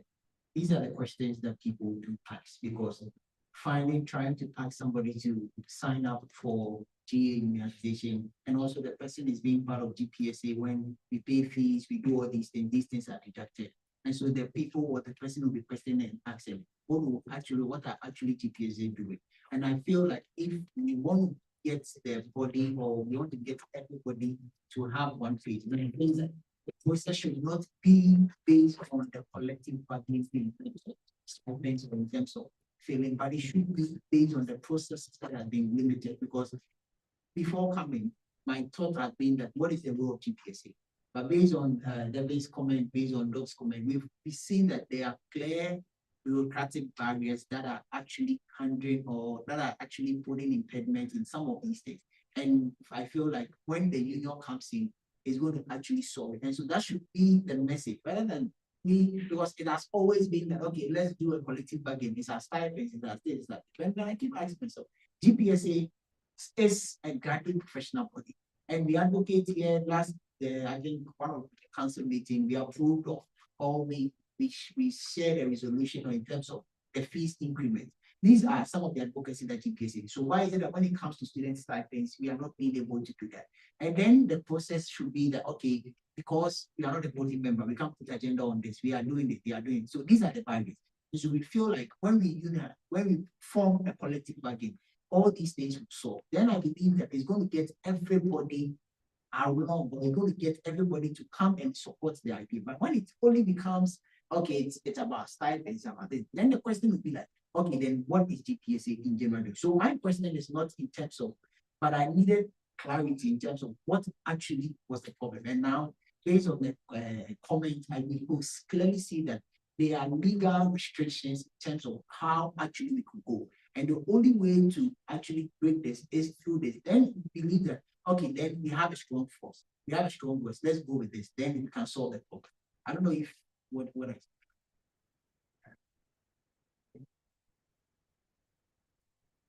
Any other questions, Dr. Rob? Let me just emphasize the power relationship issue though. So even as faculty, when we get in dispute with the administration, the lawyers are there to protect the university, not to protect us. And you almost never see a university administrator taking a faculty member's side over a dean. Well, GAs are another at least step down on that ladder. And the regents heard over and over and over again, particularly from female graduate assistants, of hostile work environment, issues that were happening, and everybody nodded their head and went on. Because the legal environment is always going to favor, the president's not going to do anything if he can avoid it. The vice presidents aren't going to do anything if they can avoid it. They're never going to take the side of the person that's down here over the people who are up here. And you've got to deal with the power dynamic, what we call a monopsony relationship in econ. You've got to deal with the power dynamic, and the only way to do that is collective. Just to finish, I think it's important to emphasize the importance of the union as institution, union to workers, because they are representing workers. That's the collective bargaining. So that's the importance. And we are the weaker part, this relationship between the patron and the worker. You know what I mean? And especially for us international students. Last year they were booking visas. If they send us back to our countries, helps us, So the union is the person, aka the institution, who can help us.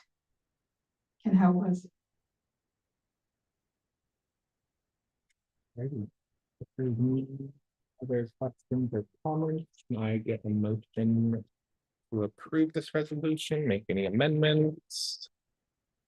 I move, Marty. Perfect. Can I get a second? Second. Perfect. Second. Thank you. Thank you. Okay, so then all in favor of item, are we on 7D, resolution 4601, please say aye. Aye. Perfect. Any opposed? And any abstaining? Just giving it a second while the chats go through.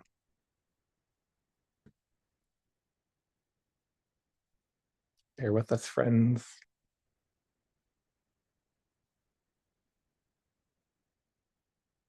Okay, and this motion passes. Okay, thank you everyone for that. Thank you for all of your commentary. And we are now going to move into item 7E, bylaws revision. I'm going to recognize Constitution and Bylaw Chair Lopez and former President Lopez. Thank you, President Curtis Brown. This is Devin Lopez for the record. As I mentioned earlier in this meeting, I am still on the Constitution and Bylaws Committee, doing all the work to make sure that our governing documents are in line with what we are actually doing. And so the revisions that are up for consideration today are relating to Article 3, our standing committees and the appointments of members to committees. I sent out the revisions last week, so hopefully everyone did have time to review the revisions. I did include the link on the agenda as well. But to just quickly summarize, I did put the summary on the agenda itself of the different changes. Will I just pull that out to read it? And so essentially in section 1, the revisions there clarify the timeline for appointing members to our committees. It also provides priority to council representatives to serve on our committees. Otherwise, if this priority was not given, then student body members could serve on these committees and possibly undermine our representatives' requirement to serve on a committee to get your stipends. There's also more clarification of what the committee chairs and vice chairs do as well there. Section 2 then removes redundant language relating to committee agenda postings. I just consolidate all of this into Nevada open meeting law requirements. There was a lot of redundant language that just could have easily been replaced by Nevada open meeting law there. I also provided, or the committee provided, for a meeting location for committees. So the default location will be the conference room of the Grad Commons in the library, and then also establishes the standard order of business. Section 3 then removes old standing committees that are no longer in use by the GPSA. Specifically, the Activities and Community Service Committee has been essentially absorbed into our Engagement and Outreach Department. The Publications Committee has essentially been absorbed into our Communications and Marketing Department, and then Government Relations has been absorbed into Legislative Affairs Department, or divisions, excuse me. Then the committee also established the new standing committees that we've formed over the past few years, but were not necessarily written to bylaws. Specifically rules and ethics and ways and means. Rules and ethics, we gave that power, the rules and ethics committee, we gave them power to submit recommendations to changes in election rules, and then as well as having the option to recommend a grievance committee be formed. That way it's not dependent upon just someone from the council to bring that up to the broad council. That's still an option, but the rules and ethics committee would be one official way that a grievance could be initiated. And then the Ways and Means Committee, while we did approve it, their operating policy a few years ago, this was just never included in our bylaws. So we described what their duties are there. Section 4 relates to ad hoc committees, and it sort of streamlines the process for establishing these ad hoc committees.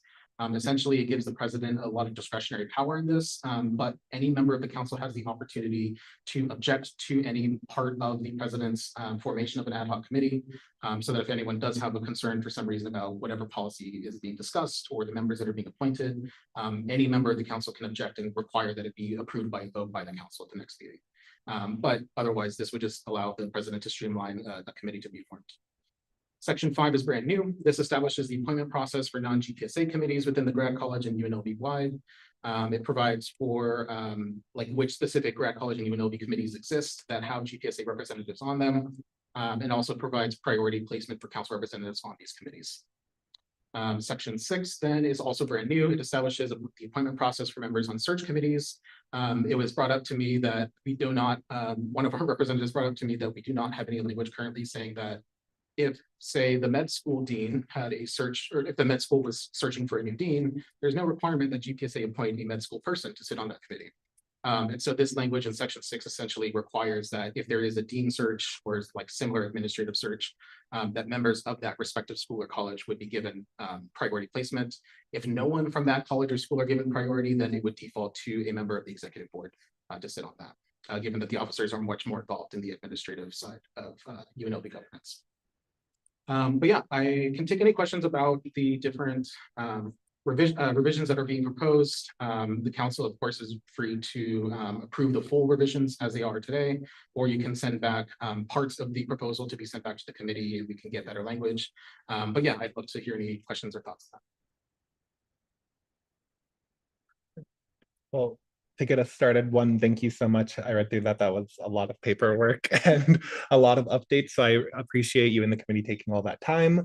It's very, very thorough. I was reading it at like 1 in the morning the other day, and because that's what I do instead of sleep. But it was very good, and thank you for all of those. Are there any other questions, comments, concerns? If not, we can entertain a motion. Sorry, say that one more time. Yes, or it would be a motion to approve the bylaw changes. Motion to approve. Perfect. And can I get a second? Second. Okay, perfect. Thank you so much. So now we will move into a vote. All in favor, please say aye. Aye.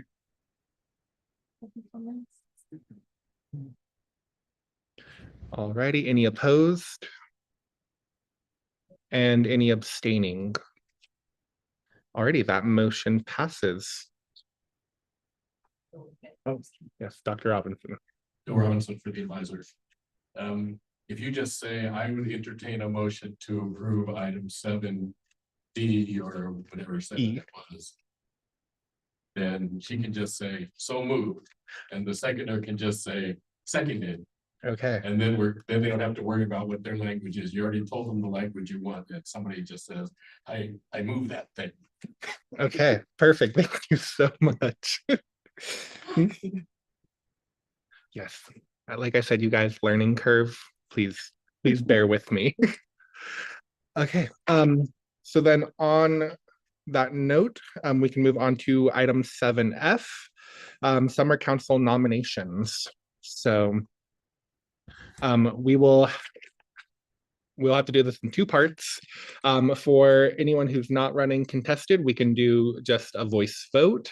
And then for our contested seats, which there are 2 of them, we will have to determine how we want that vote to go. So some options are to do a roll call vote of the full council, a roll call vote of representatives within the respective colleges and schools, or we can send out a Google form with either of the above mentioned options with a date for this to be closed by, and I would have to get back to you on what the final answer was. Does anybody have a suggestion, or I guess, what's the best way to do this? Can entertain a motion to approve the uncontested seats. Yeah. Can I have a motion to approve the uncontested seats for summer council? Those are going to be for School of Dental Medicine, College of Education, College of Engineering, College of Fine Arts, Hospitality, let's see, Boyd School of Law, Kirk-Kerkorian School of Medicine, School of Public Health, College of Sciences, and Graduate College Interdisciplinary Graduate Program.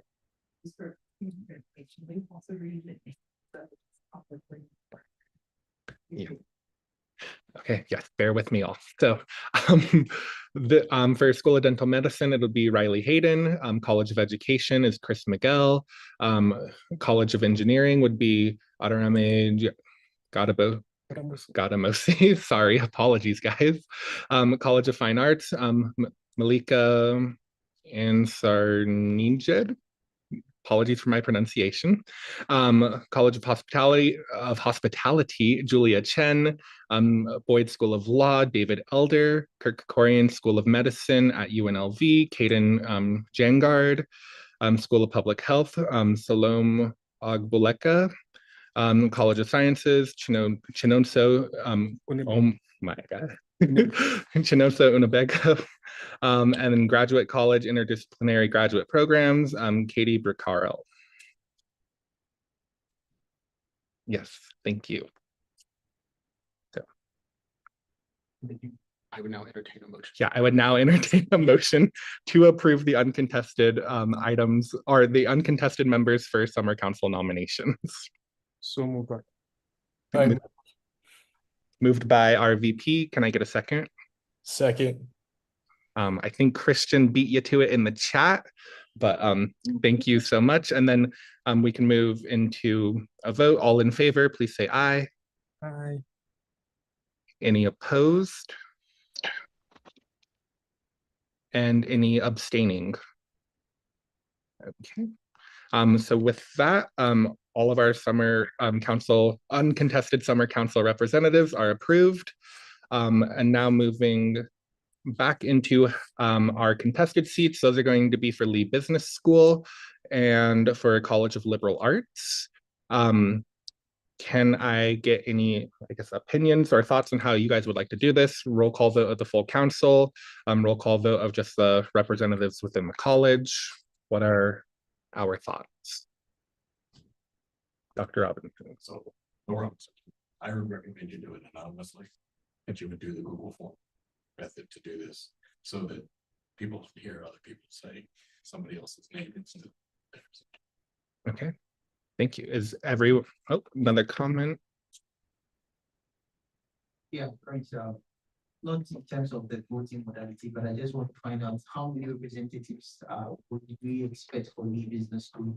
Because over the year, Just, yes, okay, one representative per school or college. is it because of the summer or now that is out? Yeah. Devin, this for the record, yes, so for the summer council, it's only one school, one seat per school or college. There was quite a lot of people that were interested in the business school seat this year. Perfect. Any other comment? I know it says we can choose between a full council roll call or representatives within if we do the Google form. Are we doing only representatives within this college or doing everybody? That is what we have to decide. So if you would have a suggestion.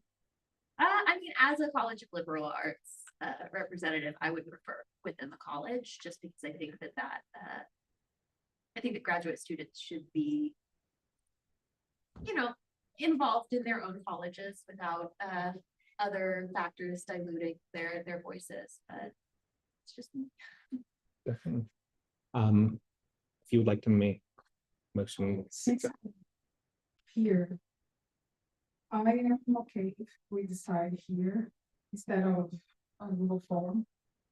Because it's me and Talia, so I think to decide from our college. Okay, thank you. Other thoughts with all of that being said? If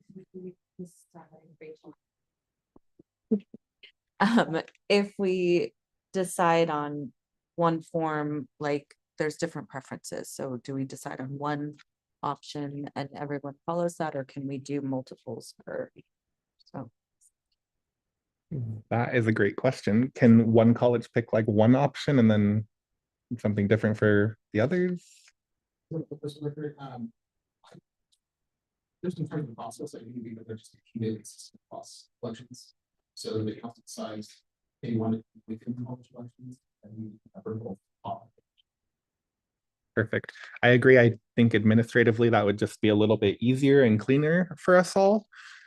So if anyone has final thoughts, we've heard some are okay with doing a vote here today. Some want it to be done via Google form and anonymous. Our advisors recommended anonymous and sending out a form. Any other thoughts, comments? Even in one of the council meeting, we did approve modality for selection for council. I don't know if that's maybe. Are you talking about like the bylaws? Yes, it'd be in terms of who is eligible to serve as a council member, what they're supposed to go through. I don't know whether we approved something like that. We did not get to that specific process yet, but the parameters that I set up in the Google form to submit nominations was that any currently serving member of council was able to submit the nomination. So there's some names that are not currently on serving on council, they were nominated by someone that's currently serving. But that is on the list of the bylaw changes to be coming.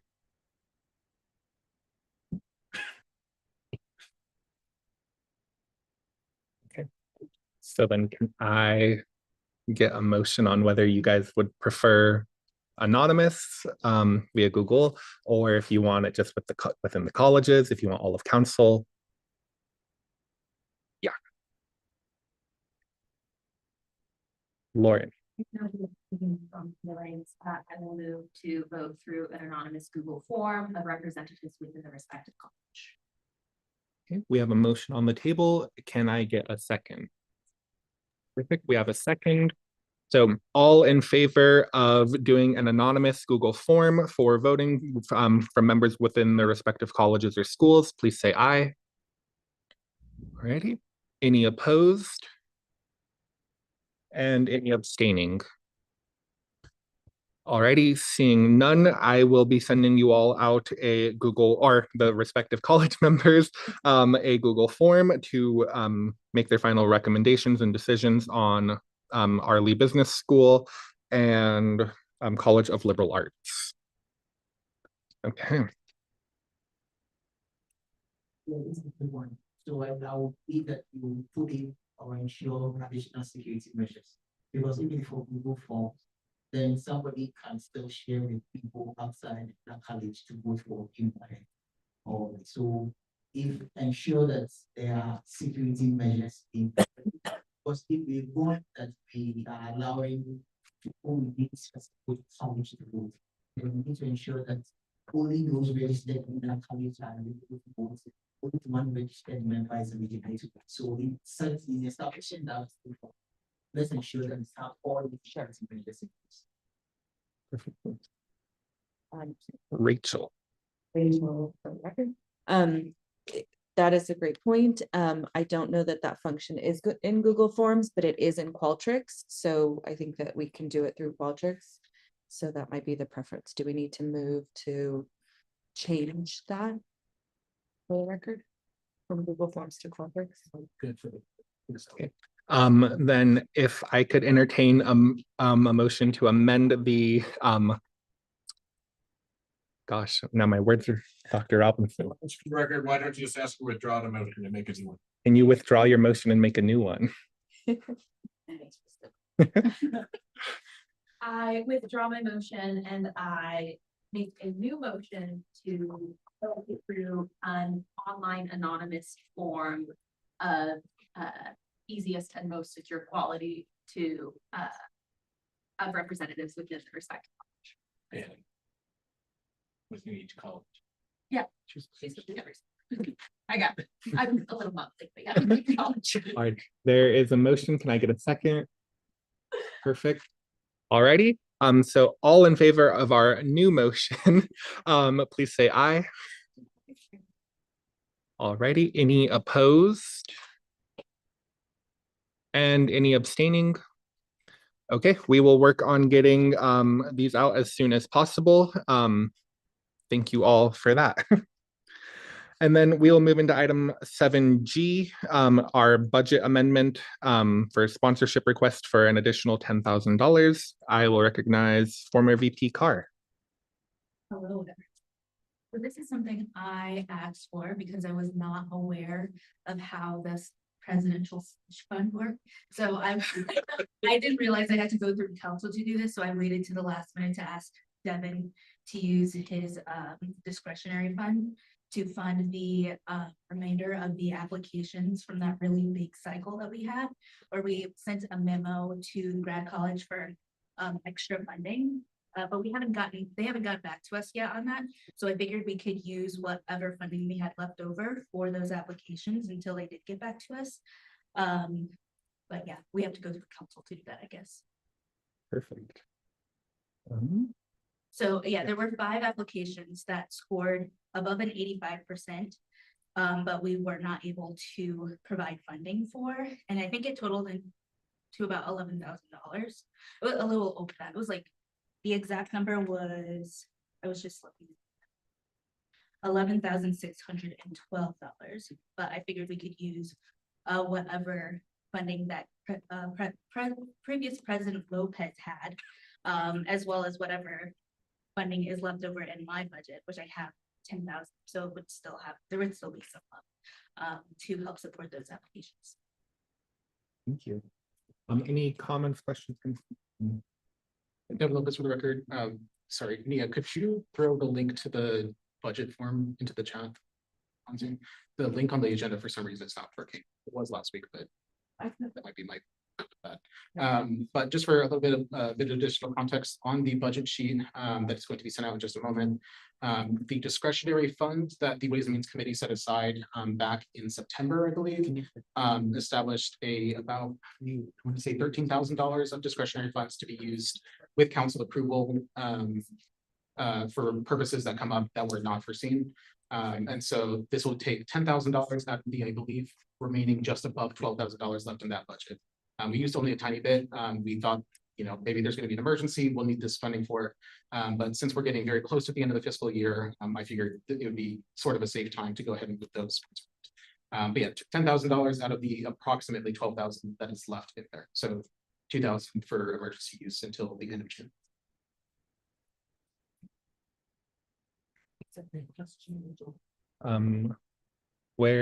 When is the end of the fiscal year? The fiscal year ends on June 30th. And the new one starts July 1. Lauren. Yeah, just to clarify, it sounds like there's a request out to the university to cover these funds. Is it possible that we treat this as a loan in the case that the university provides the funding, and in the case that they don't, it goes to you permanently? Is it possible for us to set up those conditions? I mean, you can, but this was part of the discretionary budget that he could use in any possible way. So it's kind of like leftover money. And that's what I was asking you to use it for. But I mean, it's not up to me to do that, but that's definitely something you guys can do. And that's what you prefer. But we also don't know if we're gonna get that funding from the grad college or not either, because we don't know yet. If they haven't reached out to us yet. Yeah, Doug Lucas record. I believe the deadline for the grad college to make the decision on where their remaining funds go is like next Friday, May 15th. So after that date, it should be a much easier to determine. But yeah, you could make a condition of like, if we do not receive grad college funding, then this goes forward. Okay, I just say that because I am all for having a discretionary fund, and I think if we can save that money and have it roll over into next year's discretionary fund, we can spend even more money next year, right? So that's where I'm coming from.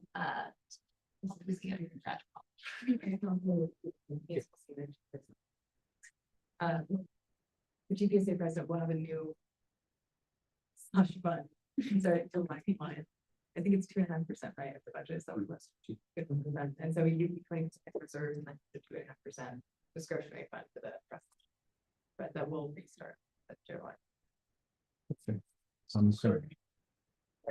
Convince me that if he's going to get the discretionary fund, it's going to be added to, let's assume we didn't use it, or is it only going to be after the fiscal year, everything that is left to be cleared and then you want to be reloaded, we'll put it in process. And so anything that we don't spend in the budget this year by June 30th, basically it all goes back to the same pot and gets reallocated. We can reverberate all the monies. So if it doesn't get spent, it just doesn't get used. Is the reallocation exclusively GPSA reallocation, or is it whole university reallocation? GPSA. Okay. Okay, so if it doesn't get used, we'll still in theory be able to use the funding again. All right. Exactly. Yes. Unless you guys decide. Yeah. One question I have, Mia, do you foresee anything that we might need a discretionary fund for? Because I'm kind of leaning on you more because I don't know for the next month. I mean, really, we have maybe Month and a half. Yeah. So the end of the school year, 30th, so we're looking at about 6 weeks, 7 weeks left of the fiscal year. So I personally do not, Steve actually, you also need to write pretty darn well. And I don't foresee But I don't see anything but. But there's also like 1,000 after the amendment. It's still going to be in the discretionary. Perfect. The context of the conversation. Discretionary fund for the unions before in our budget allocations, we've never in different line items like that. So I think it's a great practice. I think it's a big really worth doing, but this is the first year. Perfect. Thank you. So We actually, we requested an additional $30,000 of funding. So the $11,000 that $11,612 is the amount that I'm asking to cover, but we requested $30,000 for grad college because we had to take some funding from the rest of the sponsorship budget to cover what we could cover, and then those 5 applications were left over. But because that cycle was so big, it kind of took a bigger chunk of our budget than we would have expected. So we answered. perfect. Thank you. Thank you. Yes, Prince. So, just so let's assume we approve it and GPSA Grad College gives the 30,000. How do you intend to the difference at the balance? How do you intend to treat it? That is up to the vice president, but you could allocate that funding to this next stuff. That's what I would know. Use it. I would just put it for the like my scholarship and if we are able to cover those applications with the discretionary fund from the GPSA president, then I would just use whatever funding we got from the grad college for the next cycle, or not the next cycle, but the next year.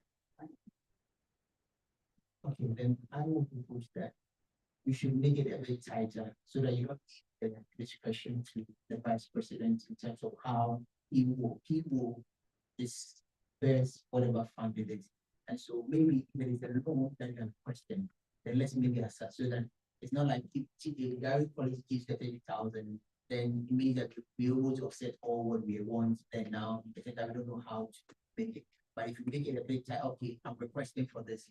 If in case we are not, we should be able to, or if we are not able to, this is how you're going to treat it. I know whether you get so that without not leaving necessarily the discretion to the current vice president in terms of how he wants to use that remaining fund. Well, as a council representative, you can entertain a motion to dictate how that works. Yes, I agree, but she's requested, so I want to see her thoughts so that if she agrees in everything in line of thinking, then we can proceed. I will say we don't know what we're gonna get from the graduate college. It was just saying that's what we would request.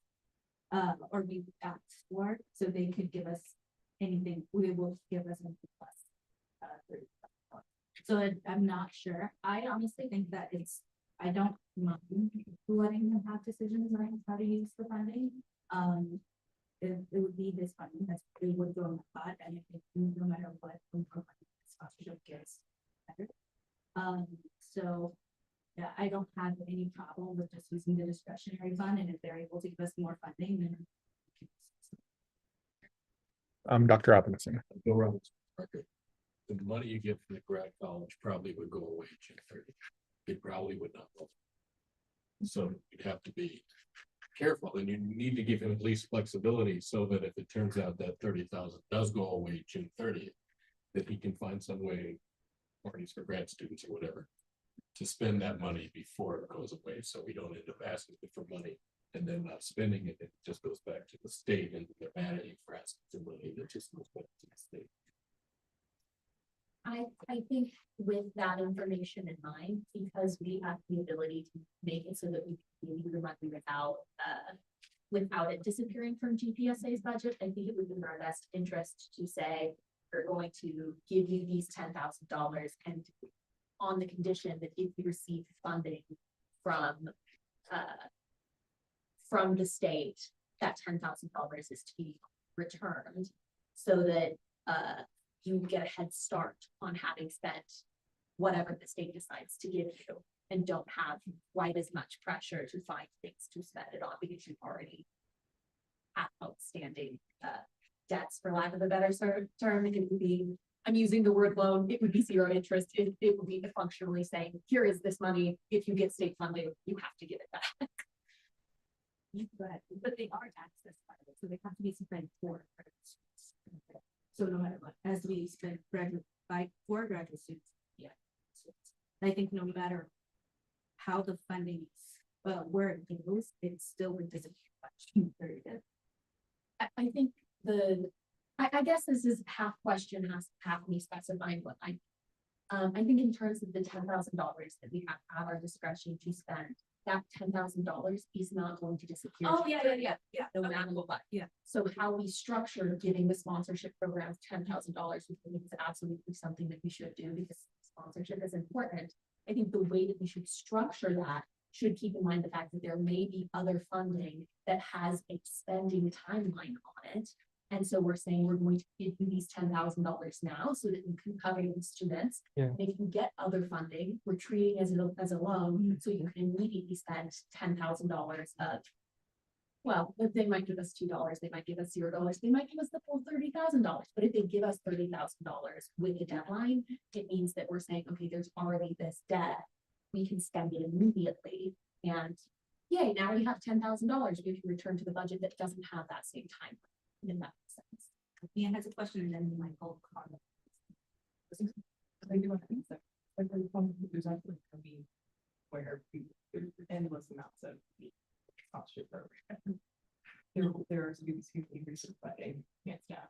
And then, so the funds from the graduate college expansion, sponsors inside of the GSA.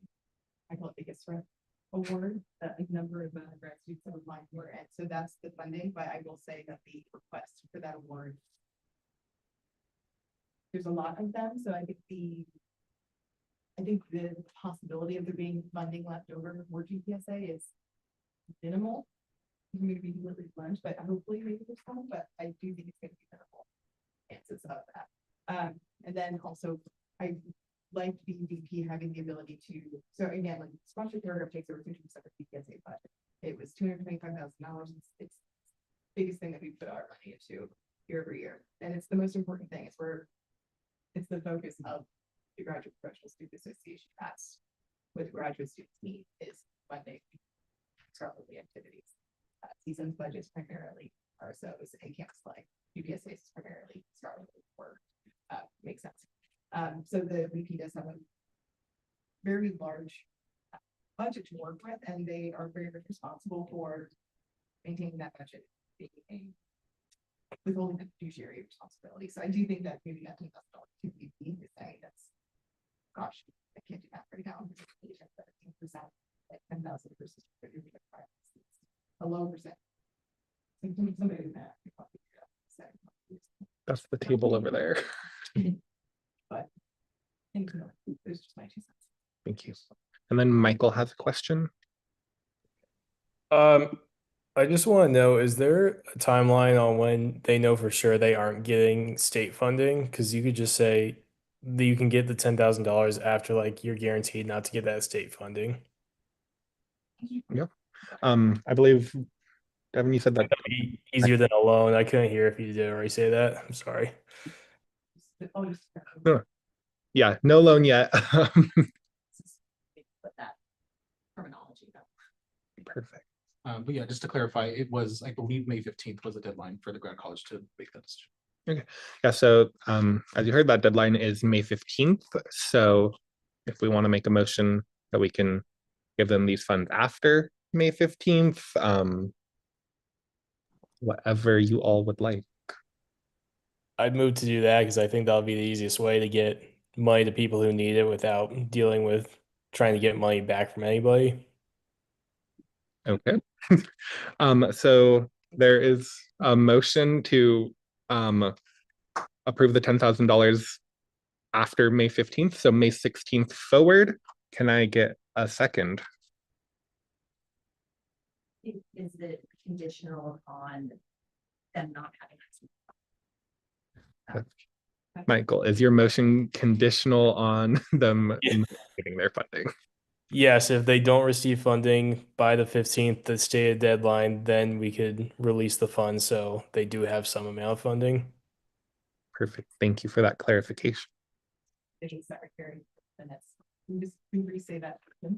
Yes, so this motion is to approve the additional $10,000 after May 15th if the graduate college or the state does not approve their funding. The additional funding, yes, to GPSA. Second. Perfect. Moved by Michael, seconded by Lauren. So now if, or wow, all in favor, please say aye. Alrighty, any opposed? And any abstaining? Okay, 7G is approved. And on May 16th, we will see if we're giving away $10,000 or moving $10,000. Okay. Yes. You said it was great. Yes. Thank you. Thank you. Thank you, everybody. Alrighty, so then moving into 7 H, a call for committee members. That's for right now. Yeah, I can speak up through it. Yes, please. So Devin Lopez for the record. So the call for committee members, there's no vacancies for any graduate college or UNLV committees as they do not typically function over the summer. For all of our members that were approved today for summer council, there was a question on the form, so Trey, once you're able to get access to that form, they did put their preference on committees. So the executive board will have to just put together the list of committee memberships, given those priorities that they self-submitted.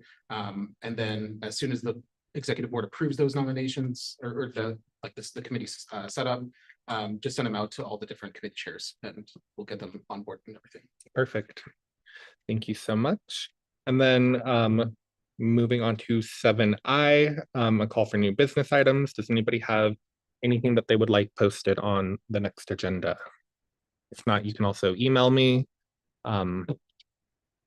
before we get that posted. Thanks. Last time during the council meeting, I did mention that during summertime, WC students are not allowed to talk about.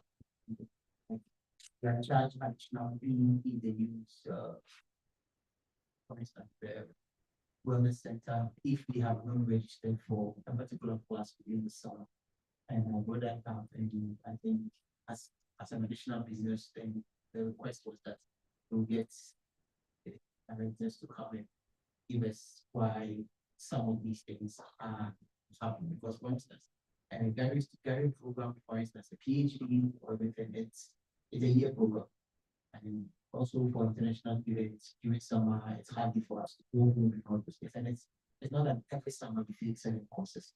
So if I take summer class and I would go to the wellness center and I'm charged additional $15 or $12 for using the wellness center as a UNLV student, which I would have enrolled in 4 months in those things. I feel like something is I would read them and would like to bring them for some why some of these things are happening. You ways to make sure that at least for students who have registered for 4 classes will get access without necessarily being that student.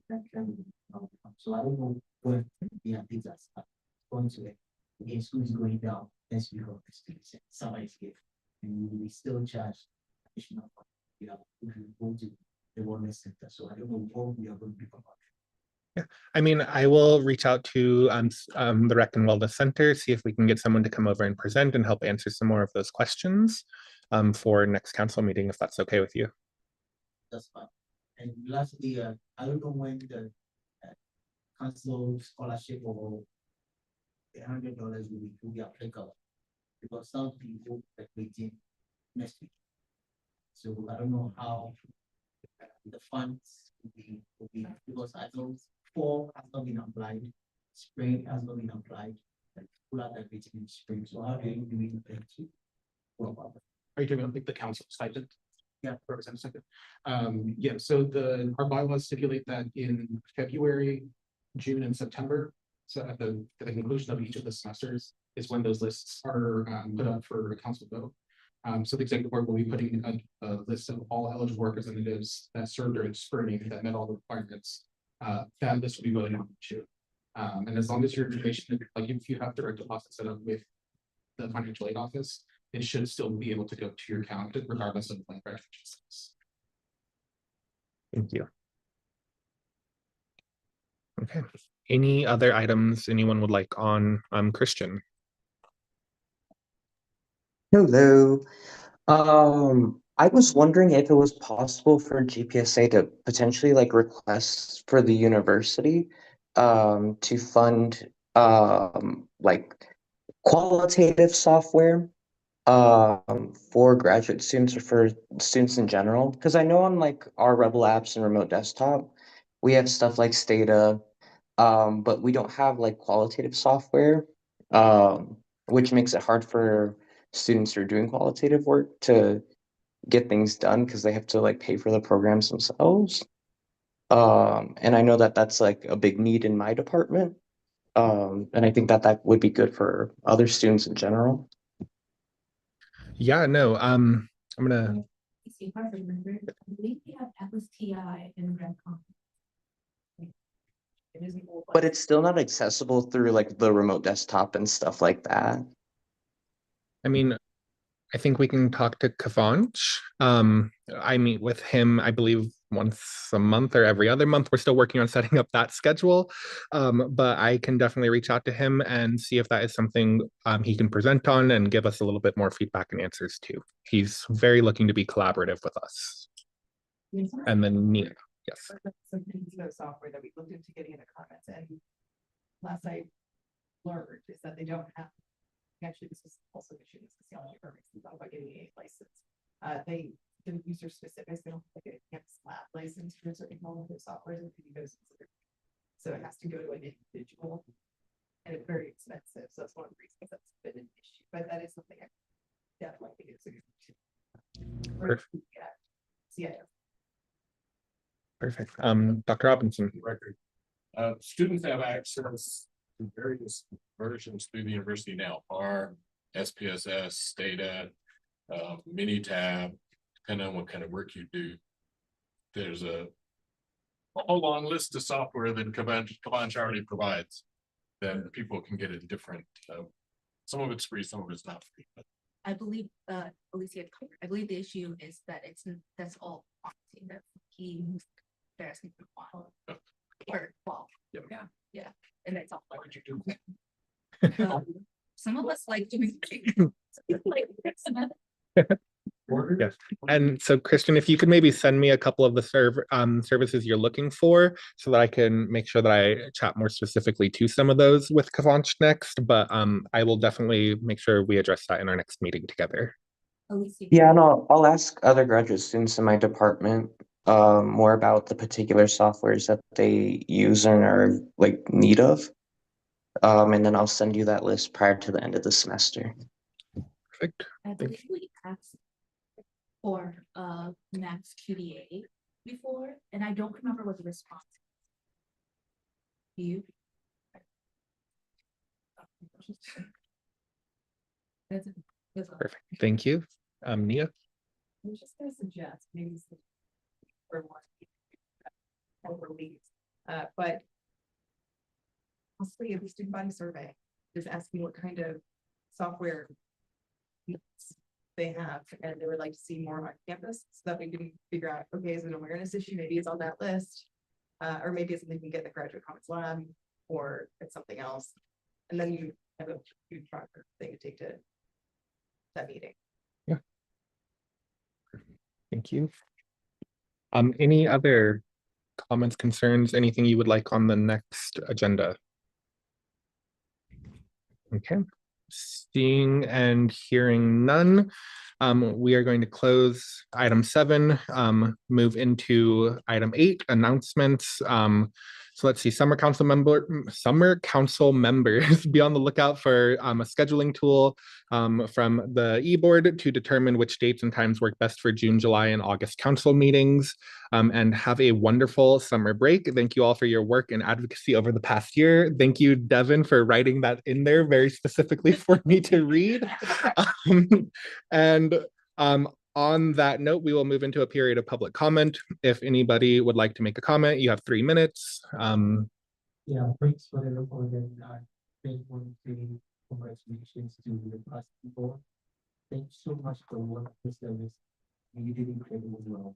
I mean, publishing time is saying that discussion. I mean, you did well.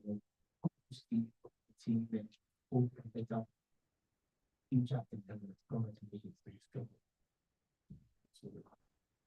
Perfect. It can be, there's no way for criminal public as well as the still director. Just to say, I really appreciate work taken by President Lopez and Vice President Carter and Secretary Robinson and good work. Thank you guys so much for all of your service this past year. It is not, it's a lot of work being on the executive board, folks. You guys do so much work and they learn so many things about how administration works. I think probably wanted to, I think probably not thinking whatsoever now. Thanks for it. So it's been a pleasure, folks. And I appreciate all the time.